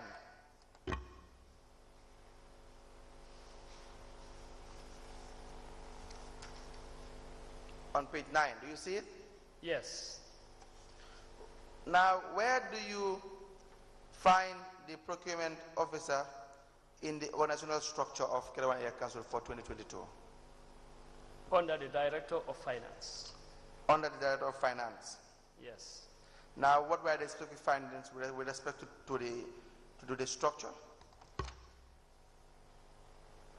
The team of reviewers realized that Kerewan Area Council do not have an organizational organogram which shows the reporting line of the specialized procurement unit. Kerewan Area Council do not have an organization structure, which is the specialized procurement unit, is directly under the Director of Finance. Time and again, we have discussed the fact that this is totally wrong. Yes. Because it may lead to conflict of interest among other possible situations. Correct. Now, the non-compliance issues with respect to the accounting officer. During our review exercise, we observed that the procurement unit was under the finance department which is a violation of GPPA Act and the regulation. I mean the accounting officer on page 11, chapter 3, the CEO's responsibilities, where you have the review team was informed of the establishment of the contracts committee, but there is no evidence that the accounting officer appointed the contracts committee members. So to cut it short, there were no formal appointments of members of the contracts committee, which only leads us to conclude that there were informal appointments. Correct. The CEO did not ensure that the minutes of the evaluation report on procurement deliberations are prepared and filed in each procurement transaction. Now, the CEO did not appoint members of the Inspections and Acceptance Committee. The CEO does not ensure that the procuring organization properly documents procurement proceedings and manage records in accordance with. So, see, these findings with respect to the accounting officer, in most instances, you will realize that they compound the findings we will find subsequently in relation to the SPU, in relation to the examination and inspections committee, because if the CEO fails in primarily in these functions, then it just makes sense. It just makes sense as to why other areas that they are supposed to comply with are not in fact being complied with. Do you understand what I'm trying to say? Correct. That these main non-compliance issues, they form the bedrock of the general, let's say, the administration of the forms, the minutes that are supposed to be present, the approvals that are supposed to be granted. Correct. And we said the implication is it will be difficult to ascertain where the accounting officer is monitoring and in control of the procurement process. Because if you don't perform these functions, if there are no evidence of these functions being performed formally, then what you have is an informal procurement system in a particular institution. Correct. In addition to the orders, because in order reports, the implications are listed. Yes. Correct. So you see the second point, which is also interesting, that the procurement process could be compromised without the knowledge of the accounting officer, or should perhaps with the knowledge of the accounting officer as well. Do you see that? Where the other implications, 3.1.3, where it is stated that on the second point, the procurement process could be compromised without the knowledge of the accounting officer. I am putting forth an argument with respect to the fact that, in fact, the compromising status may be with the knowledge of the accounting officer. Agreed, but also without, because if you look at it, the organogram suggests that the head of the SPU reports directly to the Director of Finance. Yes. Meaning a lot of transactions could be done at their own level. Absolutely. Without involving the accounting officer, just to see a check probably or an invoice or a payment voucher raised for his or her approval without knowledge of all the other transactions that has taken place leading to the raising of the... No, I am 100% in agreement with the second point. I'm just saying it is inconclusive. Correct. What it suggests is that, in fact, where you have, remember, what you have here is a CEO Correct. not performing his or her functions. Correct. We are yet to talk about the SPU not performing their functions. If you have the CEO not performing his or her functions, then it falls on him or her to take the blame for the most part, for example. Now, the SPU, what they fail to do, if the CEO, if you have like a director general, that's why I had the argument with Mr. Jette, that's an example, where your subordinates, you fail to fact check them. The law requires that you do X, Y, Z to make sure procurement in your administration is being well administered. So that, for example, if you have, let's say you just see that a ceiling fan is being purchased. We see last time $9,000 a ceiling fan. Do you see that? We have seen a bag of rice $7,000 or more. So where you know you haven't, as a CEO, that the contracts committee did not approve of this purchase order or this requisition or whatsoever, but then you were told that they purchased a fan for $9,000, $10,000, for example, and you do nothing about it. And it is a recurring problem from 2019.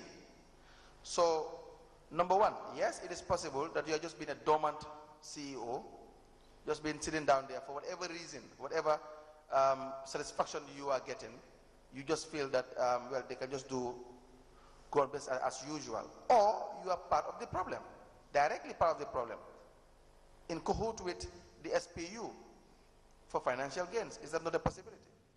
Correct. Exactly. So now... Sorry, Council. Yes.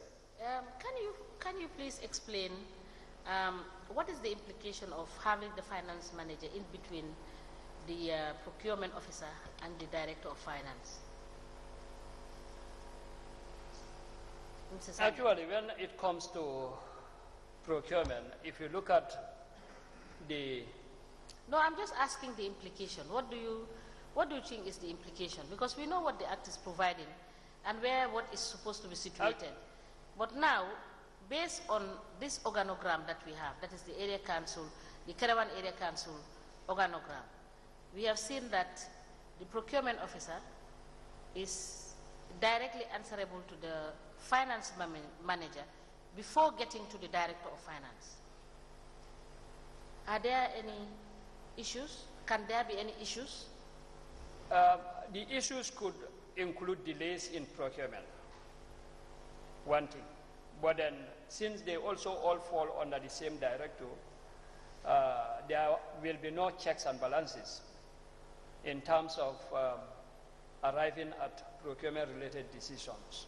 So that it's going to be the same department that will, of course, prepare forms, raise requisitions, and raise invoices, and the same department, of course, draw checks for payments and so on and so forth. So the checks and balances, there will be no checks and balances to ensure that all decisions are in accordance with what the law provides for.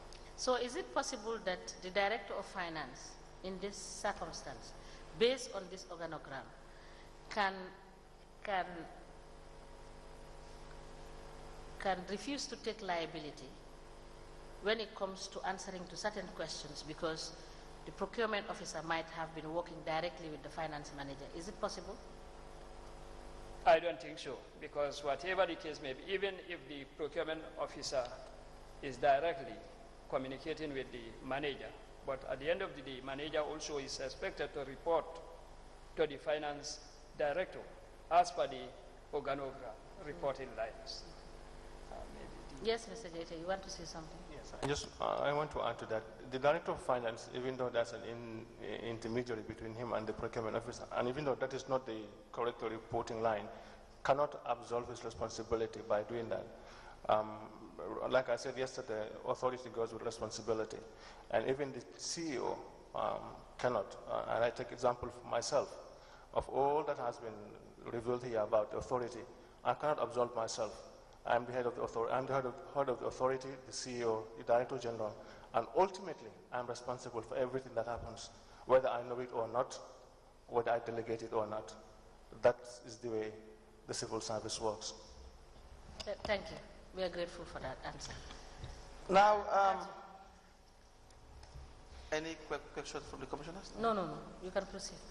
Now, we have discussed the non-compliance with respect to the accounting officer and the implications therein.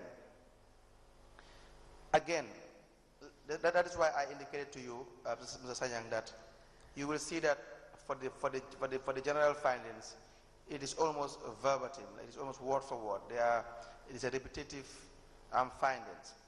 Number one, the councils, these institutions, they do not really worry much about what you find that they did not comply with in a certain year, because you come back in 10 years' time, nothing will change. Now, I have gone back all the way as back as 2019. So the non-compliance for the accounting officer is exactly the same, which we have discussed. With in 2022, you will see that there are no minutes of the meetings, there is no appointment of the inspection and acceptance committees. He or she does not ensure that the procurement organization properly documents procurement proceedings.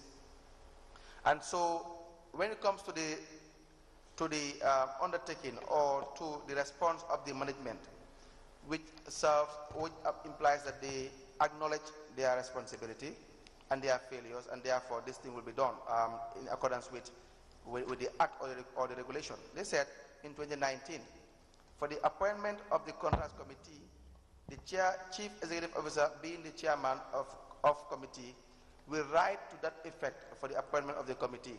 First, I don't even know who wrote this, but in 2022, the same thing. The chief executive officer will ensure that the appointment of contracts committee is formalized in writing, and inspection and acceptance committees as required by the act. Again, the minutes of the contracts committee are filled in one file. However, all minutes of the meetings will be filed in each of the procurement transactions file as required. This is in 2022. In 2019, they said the same thing. Minutes of the contracts committee are all filed in only one file, called the contracts committee meeting file.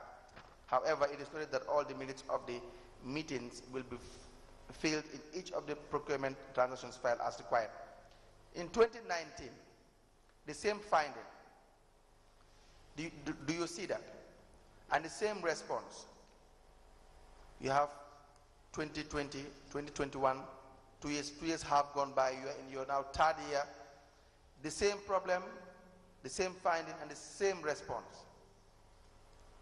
How do you see that when you notice or it is brought to your attention some of these disregard to the GPPA's findings when it comes to your compliance review? Actually, I think my DG already spoke about some of the reasons that may have led to these things like this, including what direct contacts and the like. So in addition to that, for me personally, I think it has also something to do with the non-clarity of the provisions of the Act. To me, if you look at the Act, yes, for example, the actions to be taken against non-compliance is indicated. Like if you look at the 2014 Act, it's like if you are found wanting, you can be liable to a fine of $1 million or 5 years imprisonment or both. And if you look at also the reporting line, yes, the GPPA should generate a report which shall be laid before the minister, who shall make it, who lay it before the National Assembly.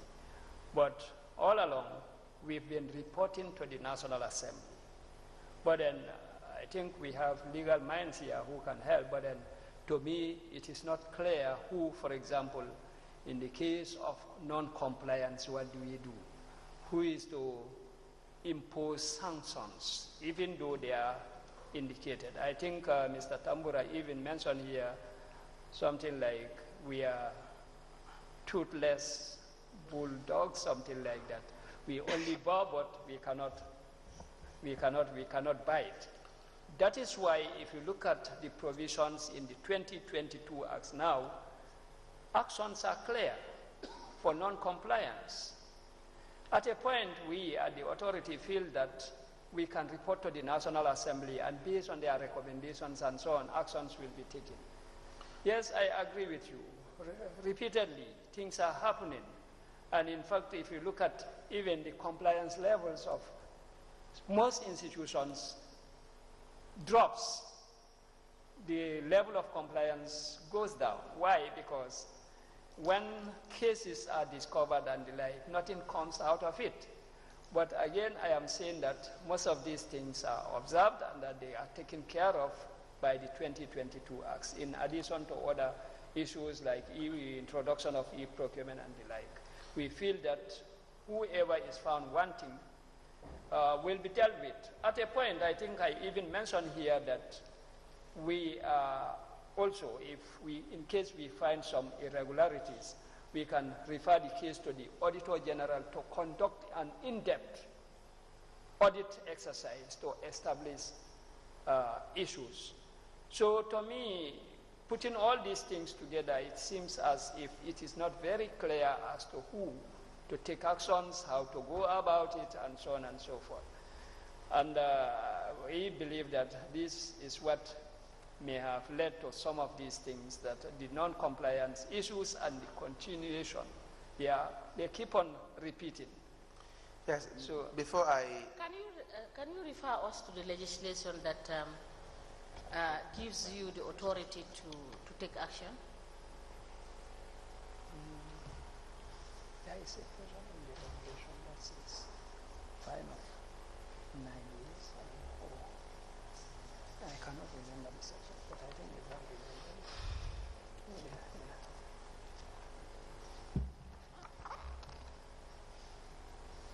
You are looking at the act.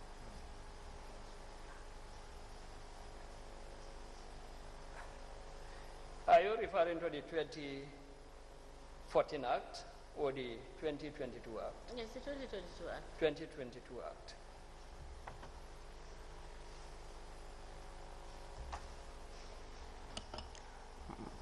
Madam Speaker, if you could allow us time to see if we can locate this. Okay. I obviously can't find it. But I will just say that I agree with my director that we have limitations. But we do also have authority. I think we have discussed this before, the debarment section. We have a lot of authority there. And the fine? And a fine. Yes. Yes. So we have authority there. I think there's also somewhere in the act, and I said we will verify this, where I think we can report certain criminal in nature of certain procurements to the Auditor General or the Attorney General. Not sure. We'll find out for them to take legal action. I will find out the sections and clarify. But we do have authority to take action. Absolutely. I think we have gone through this already. You are right, Mr. Jaita. We have really gone through this in depth. I don't think there's a need to even really, Mr. Sayang, give that kind of excuse, because I understand your concern. It may be a lack of understanding at some point. That's all right. But we have gone through this explanation. Even the 2014 Act, the reporting lines, the Auditor General, the Attorney General, the sanctions there to be meted, is very clear as to the fact that when there are violations, even on a daily basis, if a thief comes to your house, you know where to go and report. You may not be familiar with the criminal code, for example, but you know that when someone commits a crime against your person, then you know you have to go to the police. These are just basic things that people know on a daily basis. So if there are violations, we mean there is an infringement to the law. There's a violation means there's a crime. As simple as that. So basically, now, of course, 2022, the law is probably more in-depth to address more specific issues, but that doesn't mean in 2014 that there was no, at least an avenue to lay out complaints or reporting mechanisms. So, but that was not even my worry, because my point is that has already been discussed here between you and Council in depth, and the reporting lines are very clear. My point is, when you look at 2019, will you agree that there is no effort whatsoever by these institutions to even change for a bit, even for a minute, with respect to their procurement structure? And some very important findings being being brought to their attention, let's say in 2019. And I can tell you, these procurement activities, this flagrant violation of the Act and the regulation, they date back as far as the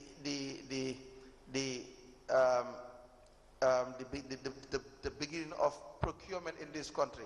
There is no regard for procurement rules. You understand?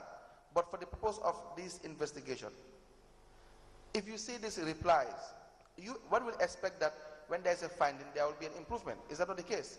Correct. When I tell you that you did not, there are no minutes of the contracts committee, the subsequent year, there should be an improvement on that. Correct. But you don't have any improvement whatsoever because there's an intention to defraud the public. That's the simplest way you can put it. Is that not the case? Because most of these people, they will have the qualification, or at least the basic qualification and the training from GPPA. So you don't tell me they are not lay people in procurement. Correct. And the CEOs, they must have risen to a certain level in public service to be appointed a CEO. They should know basic management. So unless and until these violations are occurring once in a while, or maybe they are minor, but these are repeated violations. Correct. And so unless action is taken, they will still continue being repeated every year. Now, the functions of the SPU. Now, can you tell us the team or the staff comprising of the SPU in the year 2022 for Kerawan Area Council? That is supposed to be page 12.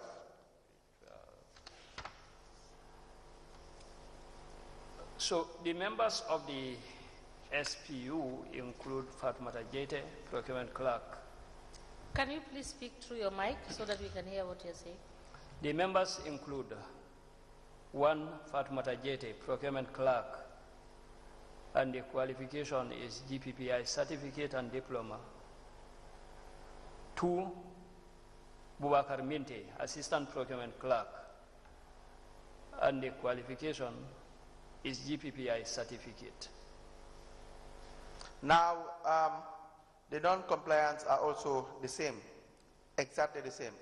But then again, the most important, not even the most important, but one of the non-compliance that we keep talking about is the fact that there are no market surveys.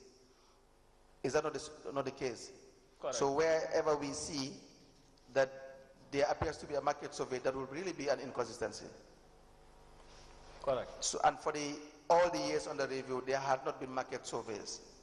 And they are aware of this, and they still keep on doing their own style and method of procurement.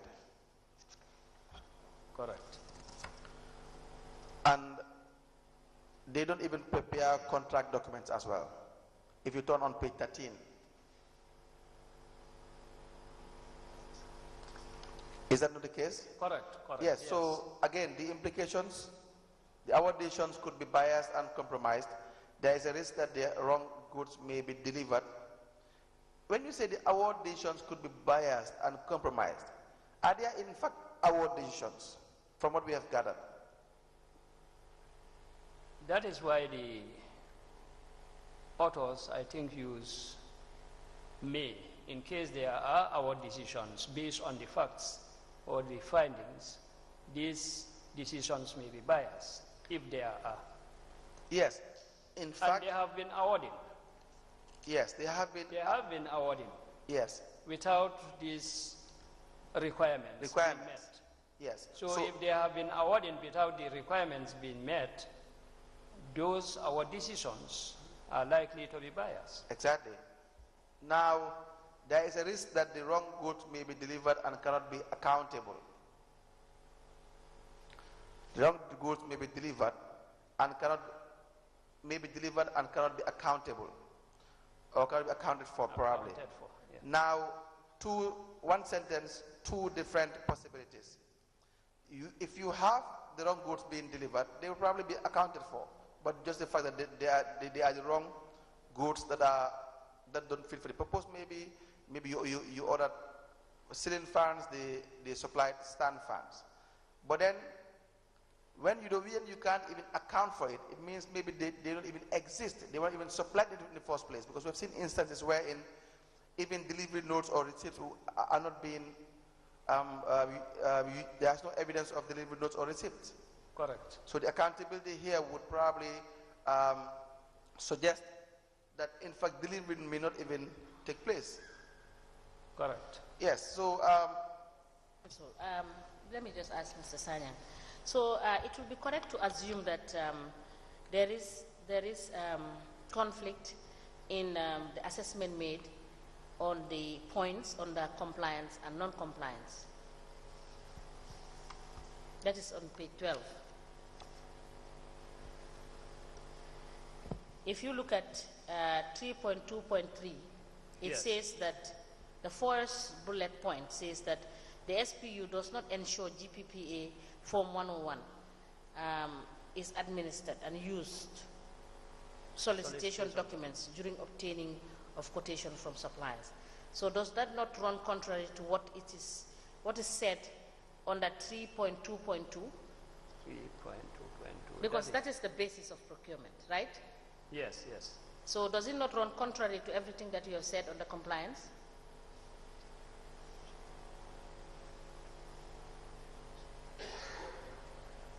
Did you see that? The first bullet point. Yes.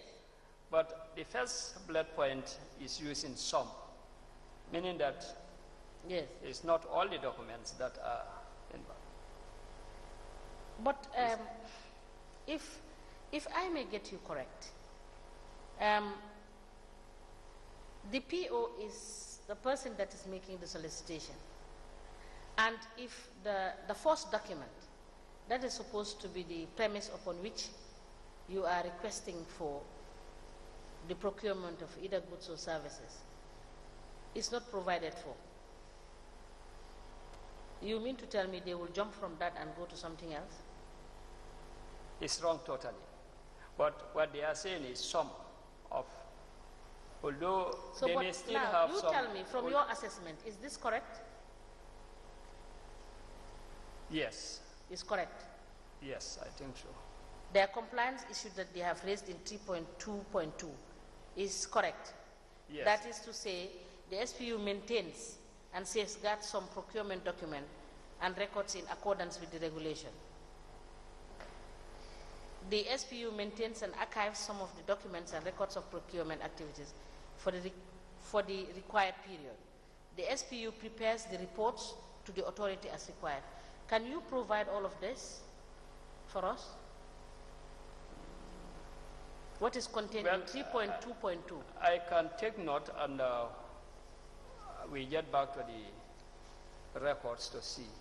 I just wanted you to reconcile what is contained in 3.2.2 and in 3.2.3.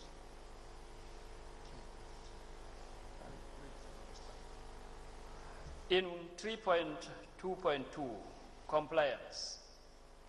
I have already read it. Okay. So, if you look at what is contained under non-compliance, what is it saying? It says that the SPU does not ensure that. No, she said she have already read this. Madam Chair, Yes. I request you please allow him to read. Maybe he doesn't let him read for his own understanding so that he'll be able to answer it properly. Okay, in 3.2.2, compliance. Yes. The SPU maintain and safeguards some procurement documents and records in accordance with the regulations. Point 2, the SPU maintains and archives some of the documents and records of the procurement activities for the required period. And point 3, the SPU prepares the reports to the authority as required. Now, when you come to 3.2.3, that's the non-compliance. The SPU does not ensure GPPA Form 101, which is the request for quotation, is administered and use solicitation documentation during obtaining of quotations from the supplier. Now, that is exactly my point. Did you see that?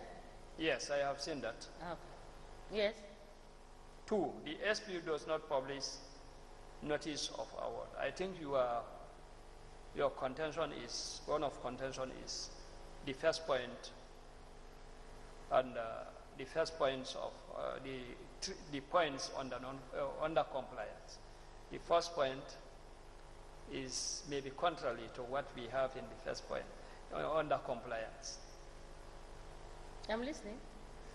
So to me, if you look at point number 1, and again, let me say that we are not defending or whatsoever, but if you look at point 1, it is saying that some documents, procurement documents and records were not kept. They were not kept. If you look at point 1 of non-compliance, the report is specific to 101. So what I am saying is, they are saying that in under compliance, they safeguard some. The ones that they safeguard exclude the Form 101, which is now reported under non-compliant. But how do you analyze the second part of the sentence, which says unused solicitation documentation during obtaining of quotations from suppliers? Now, what they are saying is, we agree that Form 101 is very important, but it's not being used.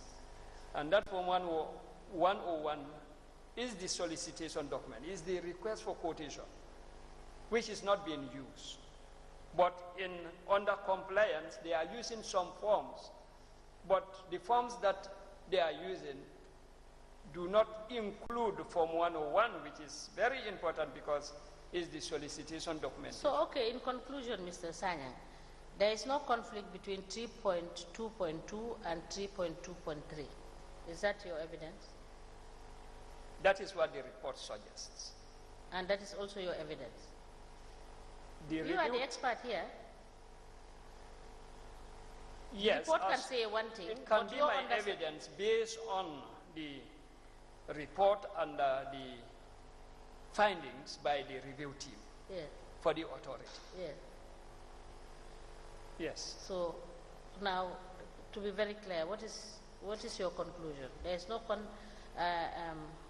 no inconsistency? To me, the two words, the consistency and inconsistency. I just want there is no inconsistency. There is no inconsistency? Yes. Okay. We note that. Okay. Yes, Council. Yes.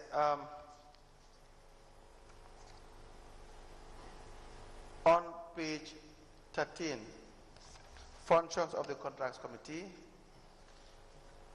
If you turn to page 14, there would be somebody, CEO, Abdullah Khan, Finance Director, Fatoumata Jaite, Procurement Clerk, Alasana Keita, Director of Planning, Alaji Pane, Councillor, Alaji K. Saho, Councillor, and Alpha Khan. These are the members for the Contracts Committee for the Year Honor Review 2022. Do you follow? Yes. And they are the members who the report is saying that were not being appointed formally. Correct. And they do not perform their functions as required. Correct. Yes. Because, please proceed. Yes. So just what I understand is, after evaluation and an award decision is made, a supplier is identified, there should be a document to show or clearly define the terms and conditions of the contract, or the Form 102, which is the purchase order, which shall be signed by both parties agreeing. Again, the non-compliance for the year 2019, 2020, and 2021, that again, they are not formalized. the committee did not ensure that evaluation criteria are review. Correct. Now, you committee, number 2, that the committee ensure GPA form number 2 will ensure evaluation criteria are set. So this again, will I be correct to say that? Correct. Again, there is no need, as far as I'm concerned, for 2022 because there is no evaluation committee as well. We had found out that there is no evaluation committee. Is that not the case? Yes. And the same applies for examination and receipt committee on page 16. Correct. None. Correct. So the same implication, same recommendation, and same outcome. Is that not the case? Correct. Records keeping of the procurement activities on page 17. Same thing. The PO does not maintain a comprehensive and individual file for each procurement activity in contravention of the Act. Some procurement files reviewed were found to be incomplete and did not have copies of the evaluation report, the goods received or notes, acceptance and delivery notes. So, no proper records keeping, inadequate records keeping, and incomplete. Is that correct? Correct. You go to page 18. Proceed. At page 16, you have the legislations that you referred to, particularly on the findings, that is examination and receipt committees. Those provisions of the law that you highlighted are wrong. Is it correct? Section 35, examination. Page 16.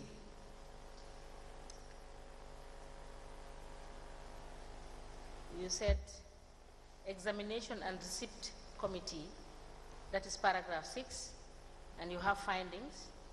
Then you made reference to the GPPR sections 125. And section 125 is dealing with entirely different issue, which is unsolicited proposals involving proprietary concepts or technology. Did you see that? Yes. Yes, so these are wrong citations, correct? Yes, yes. Thank you. You can proceed.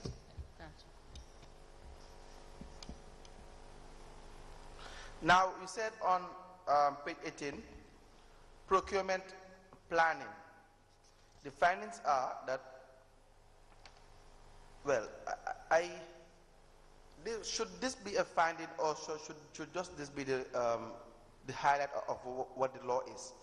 When you say that findings, section 29 of the GPA Amended Act 2018 dictates that a procuring organization shall engage in procurement planning with a view to achieving maximum value for money in public expenditure and the other objectives set out in section 3 and in accordance with the applicable budgetary procedures. This is not a finding, right? It's correct. not. This is what the position of the law is. Exactly, yes. With respect to having a procurement plan. Correct. Now, you have under compliance, the PO has sent annual consolidated procurement plan for the period under review as stipulated in section 29. Now, you have the procurement plan and a possible addendum to the procurement plan, which will be the consolidated procurement plan. Is that, will that be correct to say? Yes, that is what the report suggests. Yes. So, this consolidated procurement plan, is it approved? Do you know whether it has been approved by the procurement authority or not? Because we have seen instances wherein there would be a consolidated procurement plan, which the report will highlight that it has not been approved by the procurement organization. Do we know whether that is the case for this one? It's not indicated in the report, and unless I find out, I cannot. Please do, because any procurement done on any addendum or any consolidated procurement plan should be approved by the organization. Is that not the case? Correct. The subsequent one will be pre-qualification and registration of suppliers. I can tell you without even reading that they don't abide by this requirement as well. So they said as the PO does not carry out a pre-qualification procedure to determine an approved list of registered suppliers as required by Section 23. So they only rely on GPPA authority to invite quotations or single source procurements. However, some contractors awarded were found to non-register, to have not registered with the authority for the year under review. The implications, there are tax implications, and you may have some more eligible suppliers who may be excluded from the entire process. Is that not the case? Correct. And what is their response? We will conduct the exercise of sensitizing the suppliers to register before any procurement is given to them by council, and we will also need your management support when it comes to sensitization. And again, there is no list or table to indicate to us the number of suppliers that were awarded contracts for the year 2022, the year under review, without having prior registration from or with GPPA. Why is that the case?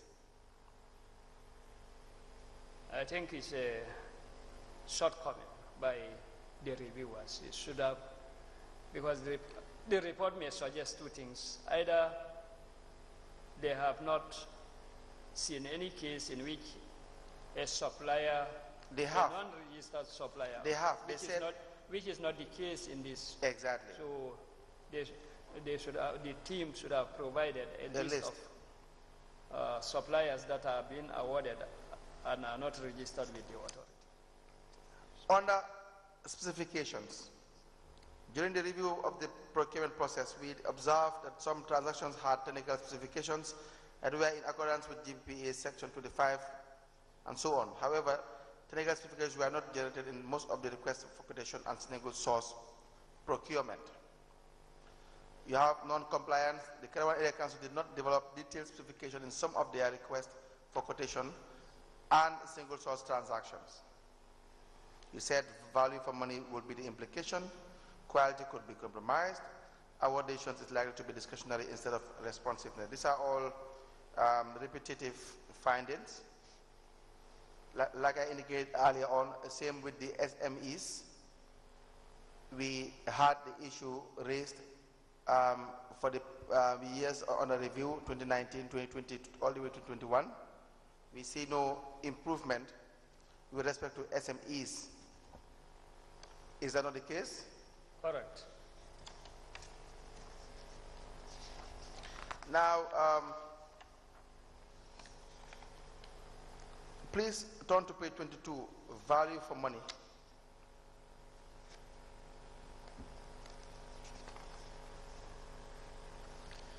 The non-compliance, no inspection and acceptance committee. We've already talked about this, about the fact that it is a reoccurring problem. Am I right? Correct. You have the suppliers' performance reviews are not carried out to inform future improvements. Same problem. No evidence of contract management team in place. Same problem. Correct. Now, it's better we now move on to chapter 4 with regards to the specific findings. The first one, please proceed. Mr. Sanyang, is it an occurrence with the councils that the staff of the council collects quotations?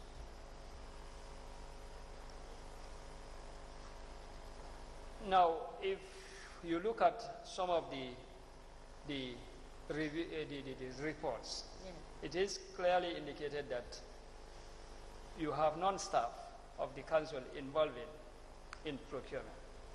And these non-staff of the SPU could be the councillors in some cases. No, I'm not getting your answer direct. Can you tell me whether that is an occurrence? Yes, it happens in some cases. Okay. Thank you. Any other question before I proceed? Yes.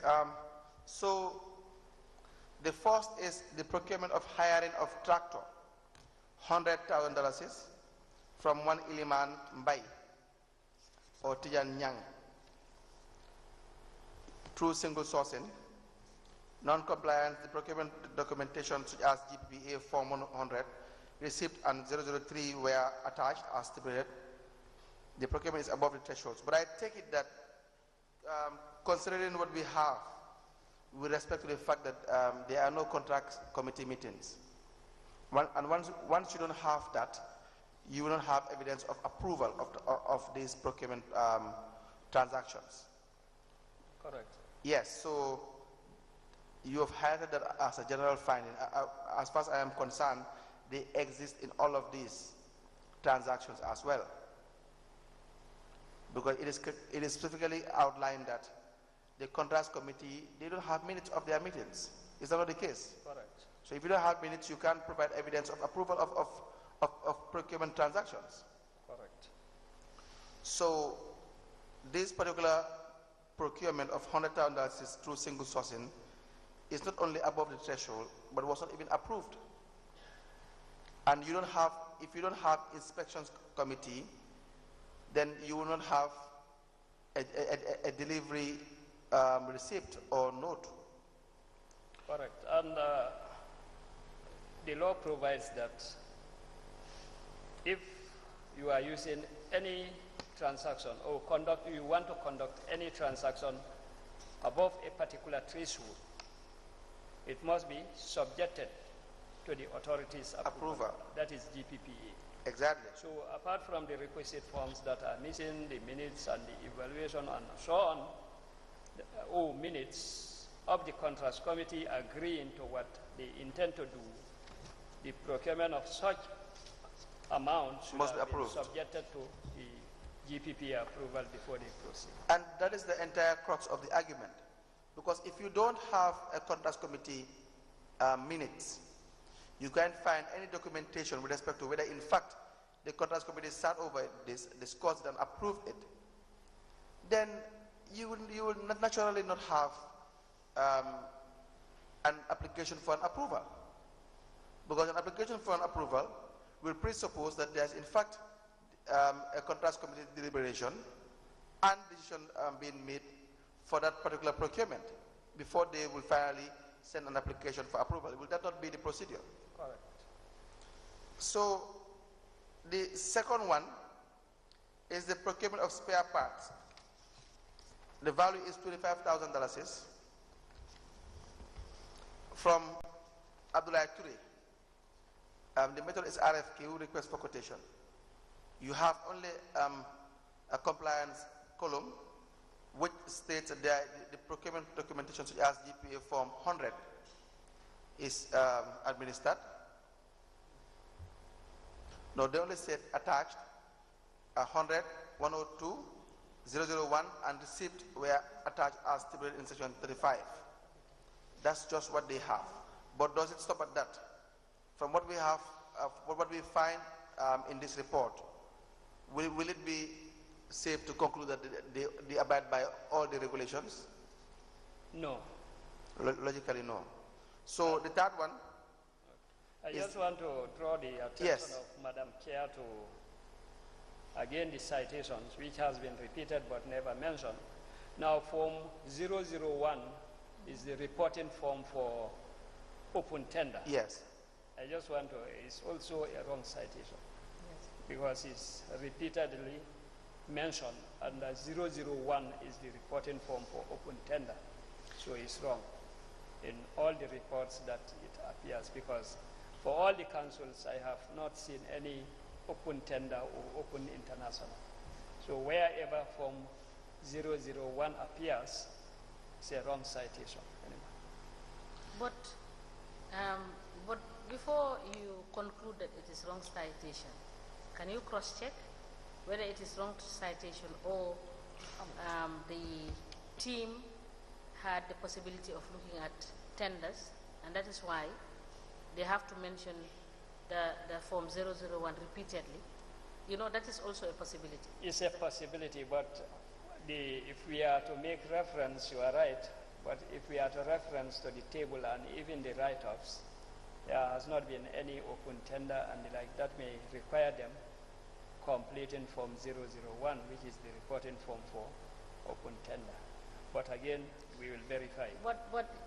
Please do verify, because we have discussed this yesterday, where in their write-up, they have made reference to non-compliance of certain tender issues, which are not reflected in the table, and which I drew your attention to, and I said you must cross-check. Okay. So just please cross-check for us to be on the same page. We will, but again, these are specific findings for specific procurements, and these are already, as mentioned already, they are either RFQ or single source. I understand that. So, okay. But it's important that you cross-check and reconfirm. Okay, all right. Thank you. The third one is the procurement of fuel. The amount is $17,103. The contractor is Kera One Bridge Oil. The method is single source. Now, non-compliance, there was no Form 100. That is a national requisition form. That will probably be an error. You have 040 payment authorization attached. Caravan Bridge Oil did not register with authority as stipulated in GPPA. The management response is that it is noted that the PO will ensure all the required documentation will be attached to each transactions. The amount involved was above the threshold. However, it is well noted, and henceforth all procurement above the threshold will be sent for approval. So in fact, there was no approval as well. So they themselves are coming up with another requirement that they do not comply with. They know it is above the threshold as far as they're concerned. But then you see, this is the point. $17,000 would probably be within the threshold, will it not be? Correct. And this is another repetition of a carefree response from management, or a copy and paste from whosoever is conducting this, writing this report, who probably would be in cahoot with management. That's why you have these replies verbatim, word for word, even where it is not even applicable. The fourth example will be the procurement of stationaries, $40,000 from Ibrahim Printing. The method is single sourcing. The non-compliance purchase order was not raised by the end user department. The procurement was above the threshold for single source. There was no evaluation report. There was no delivery receipt. The supplier was not registered. Now you have management response. The PO will ensure, again, word for word, the reply. Required documents will be attached to each transaction, including minutes, specifications, purchase order, and evaluation report. The amount involved was above the threshold. However, it is well noted, and henceforth, all procurement above the threshold will be sent for approval before any procurement procedures take place. Two things I want to clarify. The first is with respect to how management send their response. Mr. Sayang, is it the case that they send your team, when they make this draft, they will send it to management through soft copy, and then they will impute, or they will just write in this report their response? So will they input it there, or do they just send their response to the team, and the team will type it in the report? What is the procedure? Now, when we review, we provide spaces for management responses and then send them the soft copy. So they will type the responses to the spaces provided and then send back the amended version with their responses for our final printing. Yes, Is there a possibility wherein, because Mr. Jammeh has already highlighted that one of the new developments probably would be to do away with the approval, the rigorous approval structure, so as to have an effective mechanism so that you bridge the gap between the relationship of with the staff of GPPA, who on a daily basis or weekly basis or so will be dealing with the procuring organizations, so that you will minimize the level of collusion you may have in relation to just flouting all the rules without no detecting mechanism. So again, since that is not in place yet, is it a possibility as well that someone can just sit in their office and because of your relationship with one particular organization, you just decide to type their responses because they have been sending the same response over and over and over again. So you have a good relationship with them. You just fulfill it for them and that's it. Is that a possibility? Yes, it's a possibility, but I don't think it's happening because all the responses, just like this one, as we could see, the original document submitted was a draft, and when we contacted them yesterday, they sent the final document to email with all their responses. So it is possible, but it's not happening. It's not happening? No. Yeah, Council, I believe it's past 5:30. It's time for us to break for prayers and lunch. You will reconvene at after 1 hour to 30 minutes. We may rise.